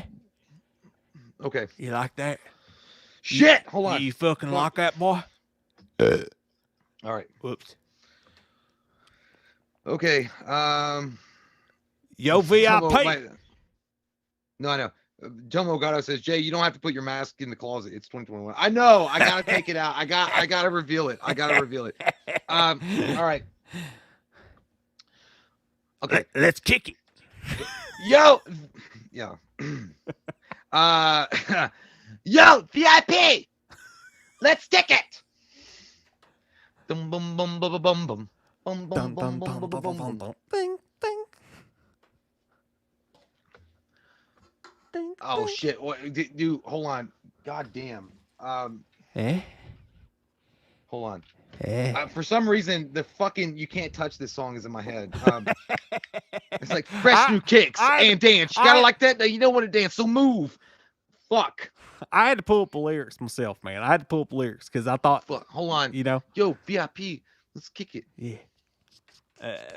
Oh shit, dude! Fuck! Hold on. Give me 1 second. Give me 1 second. I'm gonna get it on here. All right, got it. Okay. Okay. This is so stupid. I don't know how I didn't know this. All right, stop. Collaborate and listen. Lubus is back with a brand new invention. Something. Grabs a hold of me tightly. Flow like a hawk through daily and nightly. Will it ever stop, Michael? I don't know. Turn on the lights and they'll glow. To the extreme, rock a mic like a vandal, light up the stage like a chop like a candle. Dance. Go rush the speaker and boom. I'm killing your brain like a poisonous mushroom, Michael. Die soon. you go. Yeah, it's all off. Yeah, go, okay, so go to the next one. Now that the party is jumping, with the bass kicked in and the Vegas are pumping, quick to the point, no faking, cooking them seeds like a pound of bacon, buttering them. If you ain't quick and nimble, I go crazy when I hear a cymbal and a hi-hat with a souped-up tempo. I'm on a roll. It's time to go solo, rolling. And my 5.0 with my rag top down so my head can blow. Girl is on standby, waiting just to say hi. Did you stop? No, I just drove by. Kept on pushing on to the next stop. I busted left and I'm headed to the next block. The block was dead. Yo, so I started continuing with the Detroit Avenue. You goddamn dude! I swear to God, I felt bad for you. Like the entire time, you sound like that lispy nerdy kid. Like nobody wants to make fun of because it might be incorrect. It's my life. It's my life. It's cool though. Yeah. Hey, it's so dumb that we couldn't remember the first part of it. It's so dumb. I could do that first verse with my eyes closed, but the second verse I could never fucking do. I was like rolling. Yeah, Ragtop. Mornay Clote says, "Why does Leatherface sound like Mike Tyson when he sings?" You kind of did. I'm not gonna lie. It sounds like Mike Tyson got drunk at a Vegas bar and decided to do a karaoke. He's supposed to be country and redneck, but when you put him on the spot, the whole lisp comes out. That's the backstory there. That shit was fucking gold, though. I liked it. Dana It was like, don't mess with me. I fuck punch you in the face. Gentlemen, Daniel Combs says, "Gentlemen, I've had the worst day ever. Is there any way I can get a Slender and Chalice to give me some depression advice?" Okay. I'm sorry you had a bad day, Daniel. You're an awesome fucking dude. Don't let that shit stop you from making tomorrow your bitch. That was just me, not us. But yeah. You got to make it your bitch. You got to lay it down flat and make it understand the rules and just get it done with your hand pimp slapping it hard and saying you owe me money. Mm-hmm. I'm gonna take it. Okay, yeah. You want to start as Chalice? Go ahead. Sure. Sometimes you get down. You get down and the world's looking down at you. They're saying, "Hey, you're a drunk. You're a womanizer. You don't have your shit together. You're supposed to be a doctor. You haven't seen your kids in 2 goddamn weeks. All right, you show up on Halloween, you bring them a couple masks, and then all of a sudden you end up ranting and raving on TV and tell them to stop it. Let me tell you something. Linda, no one knows what Linda's put me through. No one knows what the hospital's put me through. Okay? But listen, I get down on myself sometimes. I go to the ball game. I have a couple Boilermakers. I hit on a couple of secretaries. All of a sudden, a lot of them say no. Most of them say no. Guys, girls, old ladies, they all say no. But one time, little Miss Grumpage, she says, yeah. And I say, that's a stupid fucking question, Miss Grumpage. It just takes one little moment, one Miss Grumpage, okay, to make you feel like a king, like a Miller High Life king. And that's all you need, my friend. Keep trying, keep pushing. You're going to find your Miss Grumpage, and you're going to feel like a king. Well spoken there, Dr. Chalice. Well, me hope that you have season tickets to Daytona 500 in your back pocket, because that seems like what you talking about right now. Daniel Combs' last name rhyme with honeycombs. Hopefully you favorite cereal. Me hope you have a better day than you've had before. You know what? Sometimes you have bad days in your life. And what you got to do with them bad days? You got to put them in the broom closet. They don't count no more. You go to sleep at night. You wake up, they in the broom closet. Get them out of the face right now. You know what? They come. Everything gonna be A-okay. You know why? Because when you look at yourself in the mirror, you say, me is a winner, chicken dinner. That's right. You is here for a reason, and you gonna make it right tonight. That's also true as well. So don't worry about them bad days. Sometimes they happen. Sometimes they awful when they do happen. And they put you in such a spiral of bad news. And you're like, everything going wrong right now. Everything going wrong. You can't get the right menu item at McDonald's because they discontinued the McRib. What? And then you go to the car wash and you don't have exact change. And you're like, what? But guess what happens? They gonna be a sun that rises tomorrow. And tomorrow gonna be better day. And there's gonna be a Monday. And you gonna be like, I get to start the week over? Yes, indeed, cheesy. You get to start you week over. So don't you worry about that. You put that to the side. You go ahead. Then you come. It's gonna be all right. Thank you so much. Yeah. You know what? I feel like in a lot of ways we were talking to ourselves rather than Daniel. Some of the shit we've been through. Yeah, it's so weird about the Slenderman thing because I want to cuss and I can't. I do it sometimes, but it's so awful because it's like that character. He's like, I don't give a goddamn what you say. All right, guys, on to the fucking review of the night. And this is for our buddy Jordan Cruz, who's an amazing fucking dude. Honest to God. Jordan Cruz. Hey, listen, I had a run on Madden. If you're on the Patreon, sometimes I'll pop on there and be like, hey, who wants to play fucking Madden? We'll play some Madden. I was kicking the shit out of everybody. I mean, Michael White knows if he's here, beat the shit out of him. I think he left earlier. Oh, man, just killing. He's like, hey, I left some mushrooms in the microwave. I got to bounce out early. Killing people, man. And then Jordan Cruz beat me. I thought I got this shit. He's the Panthers. He's a Panthers fan, by the way. Rest in peace, Panthers season. But beat my ass, beat me. Like I had a chance to throw a touchdown the last play for the win, and I couldn't get the playoff in time. Jordan Cruz, the first Patreon ever to beat me in Madden, and an awesome fucking dude. Hey, there you go, man. And tonight is Jordan Cruz Patreon night, and his choice was an amazing fucking choice. It really was. What a great choice, man. Yeah, man. I gotta say right off the bat, I forgot how good this movie was. Like as soon as I started watching it, I'm like, yeah. And then when it got into the meat and potatoes of it, I'm like, holy shit. Like, no wonder. Like, dude, that guy, you know what? The guy, Leslie Vernon himself, and again, I guess we should give you a little bit of, what the movie's about. But I just want to say the main guy, the main killer, Leslie Vernon, in this particular story, does he not, or does he give off a lot of Timothy Oliphant feels? Like, I mean, Timothy Oliphant mixed with Vince Vaughn, dude. Yeah, he's got that shit on lock. And there's so many good moments in the movie itself, but I love the part when he was like, when he was, because it feels like a bunch of dudes and girls like around a Blockbuster checkout table talking about the rules of a horror movie, but not exactly like the Scream version, but just talking about, well, like if Michael and Jason and Freddy were real, these are rules that they follow. And like this guy has really put a lot of thought into this. But I love the part where he was like, he's like, yeah, do you not know, like, when she grabs the axe, what she's doing? She's empowering herself with the cock. like deadpan, she's empowering herself with the cock, and that's what that means. God damn it, that's what she's doing. I loved it, man. I love how he played it. The story is so amazing. And by the way, we get a little cameo of Kane Hodder going into the fucking Nightmare on Elm Street house or the Michael house. I can't remember which one. That was awesome. It's the Nightmare on Elm Street one, yeah. And so if you don't know it all, the story is it's a mockumentary. And again, this is crazy because it's before like the horror craze. Like I know horror craze has been going on since the 1980s, but it's before this horror craze. The movie came out and it was pretty. Like nobody really paid that much attention to it. It seemed like, but horror fans, I stumbled across it one night and watched it, and like I honestly expected it to be a slasher film. Like I thought it was going to be scary, and at first I was like, "What the fuck is going on here?" But it's a mockumentary, it's a horror comedy, and basically this film crew gets a deal with an actual slasher, Michael Jason type dude, Leslie Vernon, who has this whole backstory, and he's going to be this, prolific serial killer like Michael or Jason, and he just happens to be a really and Nathan Basil's the main guy who plays him, and the dude is charismatic, he's funny, you like him, you fucking love the guy, and I'm shocked as shit, by the way. And by the way, I've reached out to Nathan Basil. I'm hoping we can get him on the show at some point.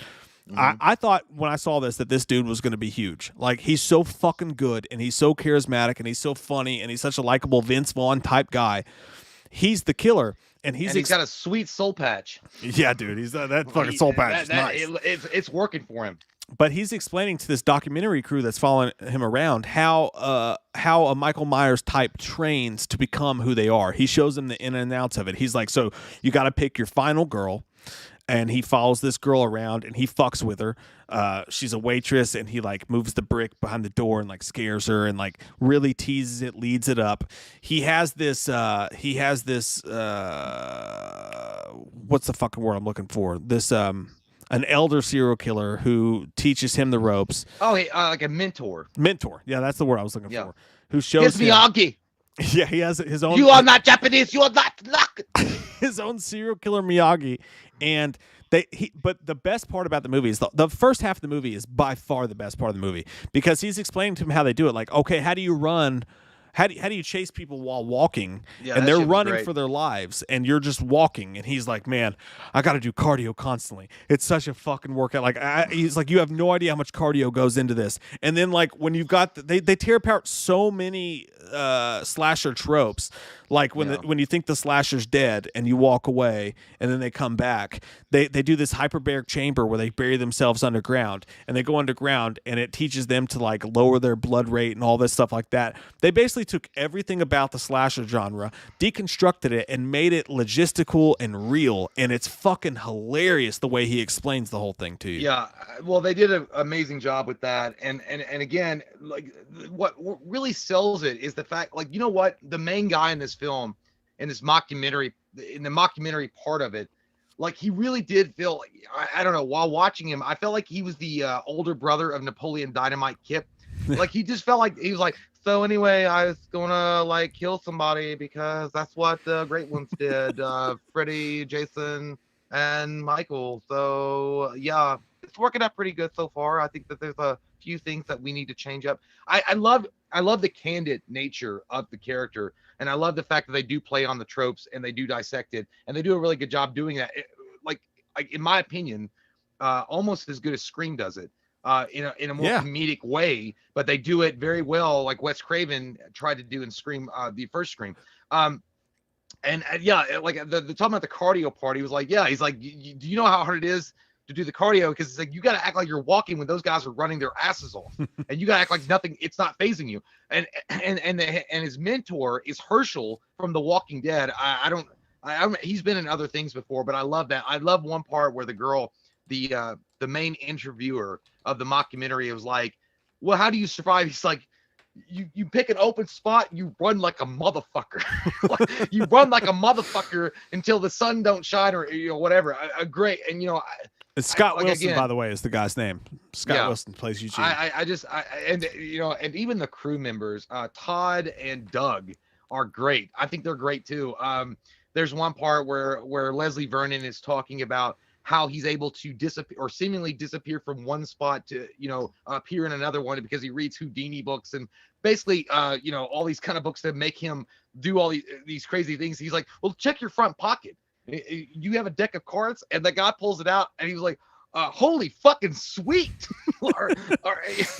He's like, yeah. He goes, how did you do that? He's like, trade secret, my friend. Trade secret. Again, the candidness of the main guy is really what sells the movie, because it wouldn't have worked otherwise. And he's playing it straight, like in a lot of ways. He's playing it straight because he actually fucking believes this shit. This is like if you took a motherfucker that was on the Jerry Springer show that actually thought they were Michael Myers or Jason or something, and then interviewed them and followed them around for 3 or 4 weeks. This is what you get, and they do it so well. But you know what the best part of the film is?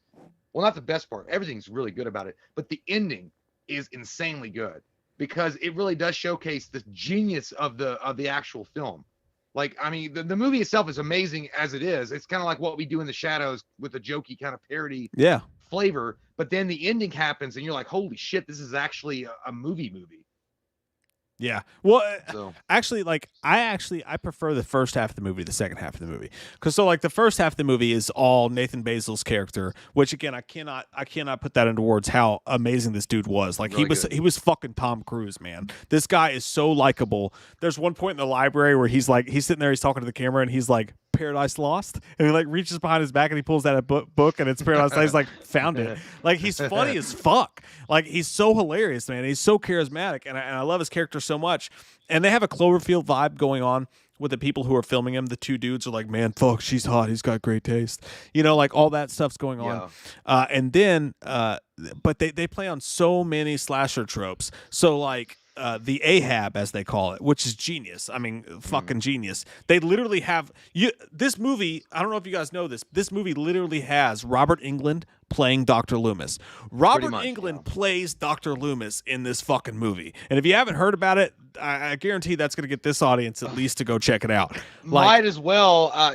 You know what? He could give a few lessons to old Malcolm McDowell, fake Loomis, and how to actually be a real Loomis. And man, because I'll tell you, if they had cast goddamn Robert, look, I'm against Robert Englund being Dr. Loomis, but in this particular movie, that was so it felt like Donald Pleasance. It felt like Donald Pleasance. He fucking nails it, especially when they're at the diner later on, and England's looking at the camera, and he's like he fucking, dude, he has the trench coat, he has literally everything, and it's so Deadpool, it's so breaking the fourth wall in a sort of way that, like, when Robert Englund as his Ahab shows up, as his Van Helsing shows up, they, like, Nathan Basil's character Leslie Vernon gets pumped about it. He's like, oh my god, I have an Ahab. I have a fucking, I must be the real deal at this point. It's so fucking wild, like the many layers of this movie. And I love the first half of the movie. The first half of the movie to me is a 10, dude. It's a 10. They deconstruct horror and they deconstruct slasher movies to such a fucking amazing point. Plus, it's entertaining as shit because you get to watch Nathan Basil be charismatic and do all his shit. And the cast is so great. And then the second half of the movie, I think the movie actually goes down in the second half, because in the second half of the movie, it actually becomes a slasher. So he explains to them exactly how he's going to do everything, exactly how he's going to set it up. He gets a bunch of teens to a barn, and he tells them exactly how he's going to do everything. But then when they do it, the movie goes from a mockumentary to an actually because the film crew becomes involved in the movie. So then you're just watching a movie. And then I thought like the budget and stuff like that actually kind of came into play a little bit. You could actually sense it's not really up there with what they were trying to do. Yeah, I don't know. I guess that's where we disagree on it, because I liked both ending. I like both parts. I like Bernie Gambano said it right. It's like perfectly balanced, like all things should be. Like Thanos, like balancing the fucking knife on his fingers. The thing about it is, the first half is superior. 100%, I agree. It's superior, but I enjoyed the second half of it too, because I didn't mind him getting a little bit gnarly with it.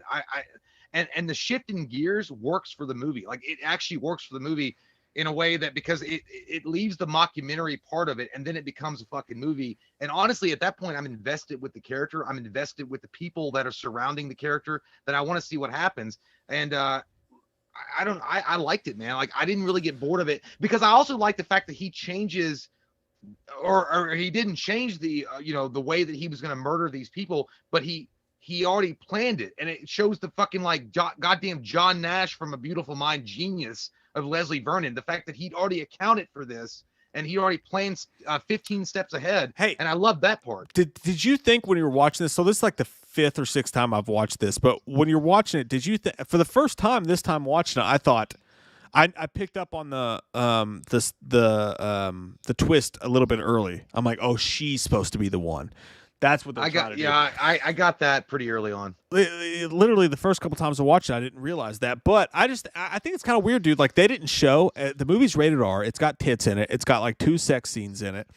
By the way, that scene where she's supposed to be a virgin and she's like, dude, I loved. I don't know which one said it. I don't know if it was Todd or the other guy that was like, I've never seen a Survivor girl hop on a nerdy jock guy's cock like a pogo stick before. Like and that was in the latter half of the film. But yeah. It was good. And they also had the chick from Poltergeist in it. They had several, like you said, Kane Hodder, Robert Englund, the chick from Poltergeist. This house is clear. That chick was in it for a minute. She was also. Do you remember Scariest Places on Earth, hosted by the Exorcist girl? What's her name? Linda Blair, hosted by Linda Blair, and she'd be like, and they thought that it was going to be clear. She did that. Zelda something. So you like the ending slasher part where it went like full on both parts. slasher better than I did. I didn't love the second half of the movie because I thought at that point, dude, because they do such a fucking good in the first half of the movie. Like, and these movies, they come out more often now than they did then. When this movie come out, nobody was doing movies like this. Nobody. This movie fucking stood out like a fucking gem in the dirt, man. Nobody was making movies like this about slasher movies when this movie came out. It was such a special fucking random thing. But when they get into the second half, the first half of it was just so clean, and it was a mockumentary, but it was just so fucking clean and so well done and so smart. I thought the second half of the movie was the first time I could tell that there was budget issues. The first time that I could tell they couldn't really do what they wanted to do. And secondly, even though they had tits and stuff in the movie, there wasn't a lot of gore at all. Like they really made it a point to stay away from gore. And I kind of think that in that second half, if they actually tried to make it scary, and like, what if this guy that's so charismatic, that's so likable, that you're in love with, just like the girl was pretty much in love with him at that point, goes in there and you see him slaughter these teens, and you see it, and you see him be fucking awful and mean. I thought that could have added a whole new layer to the movie, but they shied away from that. They never actually showed much gore or anything like that, which I thought was. Well, they kind of showed one moment when he took the mask off, and that guy was like, "Please don't, man. It's me, bro." And he had that weird fucking, and he had this goddamn feral look on his face. He was like, when I'm not at the job site, I'm a different guy. Okay, I'll go pooling with you or do a golf session with you, but when I'm at work, I'm a mean motherfucker. I'm a mad dog. And I kind of felt like they did that a little bit when he had the mask. When again, I think it's Todd, when he breaks his neck on the ground, he's like, "It's me, man. It's me, Todd." And that was a good scene. Yeah. So I feel like I don't know. I feel like they balanced it out pretty well. I feel like I don't know if they thought they were gonna ever make a sequel to it. I actually would love to see a sequel to it. I think a sequel would work. Especially you don't see the body when the barn burns down, and you're like, I don't know, and especially when you get the Robert Englund, he's just a man. Like it was so fucking, it was so like Dr. Loomis at that point too. Another issue I had with it, by the way, they discarded of Robert Englund really quick. I mean, it was almost in the way he explained it too. Like he comes up to me, he's like, "Oh, dude, he kills," like basically kills. Because they couldn't afford fucking Robert Englund's running costs. Probably, but I think so. Like the first half, I think 10 out of 10. The second half of the movie, 7 out of 10. The end credit sequence, 10 out of 10 again. When you've got Psycho Killer by the Talking Heads playing, and you know that scene when he rises up or whatever. Yeah, that was such a fucking great ending. Hiccups to this movie. By the way, severe sexual tension between him and the girl filming. Did you not pick up on that? Oh my God. Yeah, I mean I think that was the point. Well, because there's one thing when she was like, "You're in love with her, aren't you?" When he was talking about the initial final girl, and he really was in love with her. And even when he slammed her against the van, and he's like, "If you want to fucking leave, you can leave." Is it weird that I got kind of hard? Yeah, I mean, I got hard too. And he was like, "If you want to touch my cock, you can. And there's nothing wrong with that because we can have a weird relationship together right now." But again, calling out like early on the twist that she was the virgin and she was the girl that he had been planning on this entire time kind of happened early on in the movie, but it didn't take away. It doesn't detract from the film either way. Yeah. I just thought it was awesome, man. I think they did a really good job, a very unique storytelling idea about putting Michael Myers, Freddy Krueger, and Jason Voorhees in a universe that really they all exist simultaneously, and then having a killer that's aspiring to be that, and then showing you behind the curtain what's going on, why they seem like they're a supernatural killers, and having like even a Miyagi serial killer teaching him the ways. I thought it was great, man. I mean, wow, what an underrated classic, and a lot of people don't talk about it anymore at all. So it's kind of crazy. Even I don't even think when it came out, people talked about it. They definitely didn't talk about it when it came out, and I think it just came out at the wrong time. If that movie came out today and killed, man, I think it'd been way bigger. It's a 9 out of 10 for me, dude. I fucking adore this movie, and I cannot believe that Nathan Basil did not go on to which. I mean, he's had a successful career for himself. He's doing great, but I just cannot believe that somebody in Hollywood didn't watch this and be like, we need that fucking guy for like a Dexter role. Yeah, him in a Dexter role, something like that. Oh, it would have fucking killed. I mean, yeah, dude, that guy had the looks, he had the acting ability, he had the personality for it. Yeah, that guy not going on to do something else is almost goddamn criminal. It's almost like saying, why didn't Stephen Dorff do more shit? That's another one, yeah. Fucking great. Daniel Combs with the super chat. Just Cause. Thank you, brother. Appreciate that, man. By the way, Just Cause is a great video game. I never played it. But I have seen it. It's not bad. Thanks, Daniel. Man. We love you, thanks, bud. Man. And I hope your day gets better. So I think that was that it? I mean, are we done? I mean, I'm gonna give it a 9 out of 10 myself. That's 9 out of 10 for you too. Yeah, 9 out of 10 for you. 9 out of 10 for me, guys. If you've not seen Behind the Mask, the Rise of Leslie Vernon. Behind the version that is Leslie Vernon. I want some Red Lobster biscuits. Give me them Cheddar Bay biscuits. By the way, it's on Amazon Prime right now, and somebody said it's on YouTube as well. If you're a slasher fan, you gotta fucking watch this movie. If you're a slasher fan, you're gonna fucking adore it. I promise. I fucking promise. Watch it. You're gonna love it. You're gonna laugh. It's gonna give you some slasher vibes. It's really great. By the way, I'm gay. Is it? Well, yeah, I'm loving the cock since 1975, guys. I'm Absolutely. surprised you guys haven't picked up on it for a while. And I share it with Mike every day. The cock. So I was gonna say I was gonna go pee real quick, and then we'll come back and finish off strong. Well, I mean, that's the show, bro. That's the show. We're done here. It ain't no goddamn show. We're done here, Jay. We're done here. Is there a bull rider? Have they announced Santiago? That's all we got. That's the end. It's over. It's over. You know what? Hey, all right. So, Courtney, if you're here, man, what I'm gonna do for you is the next stream on Friday. We'll do a Friday Night Fights on Friday. We will do the Slender Man Dream On. I gotta listen to the song because I've got the lyrics over here, but I don't know if I can actually do the song justice because I know how the song goes, but I don't know how really the lyrics go, so I don't want to fuck that up. Hey, and guys, we got some cool shit coming out on the Patreon this week. If you're not on the Patreon, check it out. There's a link down below for it. There's some cool shit. Like I said, we're going to do the Leatherface thing on there. Got the unedited, Too Hot for TV version of the Night Stalker review that's going to be coming out tomorrow. We got Loomis messages, all sorts of stuff on there. Jamie Wright saying he came for the movie news. We did movie news. Yeah, we talked about movie news, man. That's what we talked. We talked about what's his fucking face. We talked about the Cyborg news. We talked about Army Hammer. That was the first hour of the show. It was the movie news. So, not a whole lot of stuff going on, but we basically covered it. And then, here's a fun fact: you made out with your sister. What? Gross. That's the movie news. Gross, bro. No, and that was mostly the movie news in the first hour of the show. But Friday Night Fights, man. I was thinking, what do you think? Sonic versus Mario. Definitely. Let's find out. That's going to happen. No doubt. Let's find out.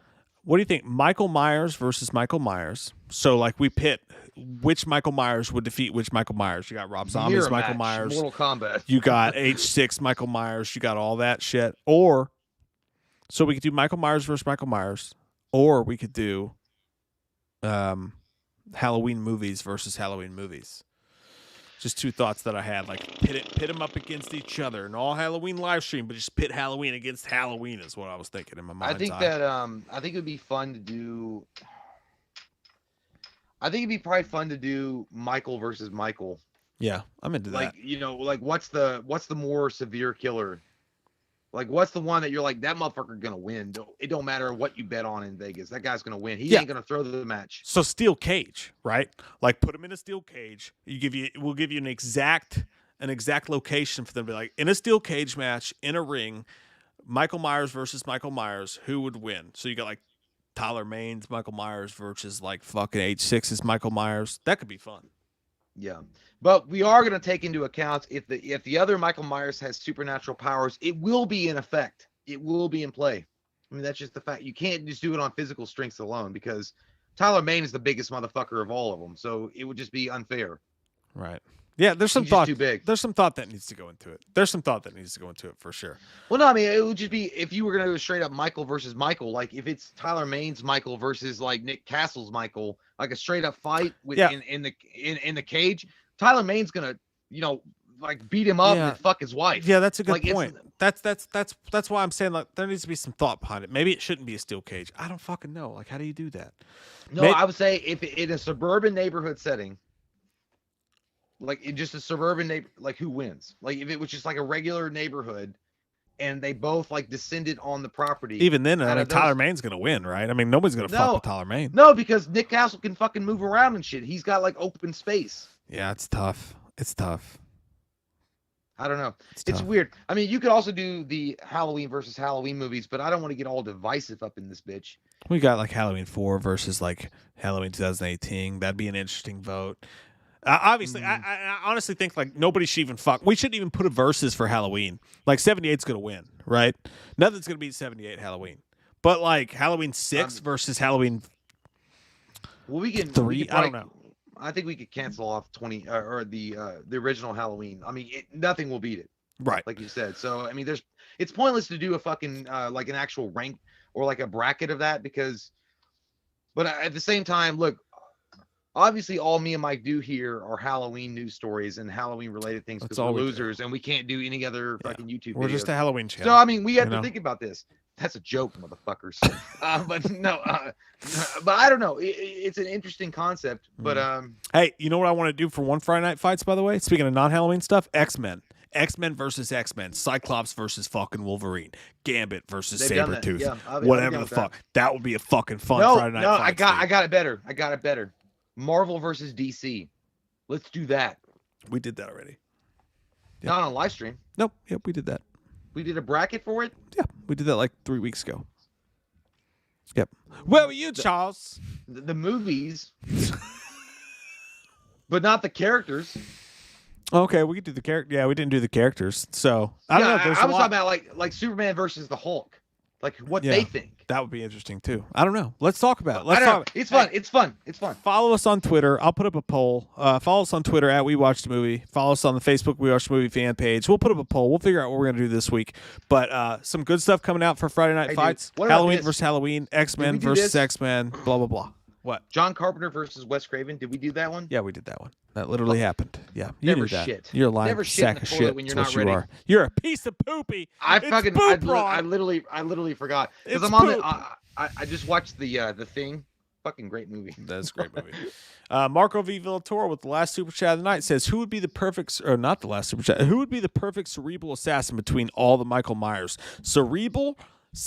I think you gotta go original. Nobody knew he was fucking coming, dude. He was fucking with people in their minds, left and right. Shit, man, a cerebral Michael Myers, that one that fucked with. Man, you know what? I know it's gonna be controversial, but I would go with Michael Myers 6 because he feel like he played with his food.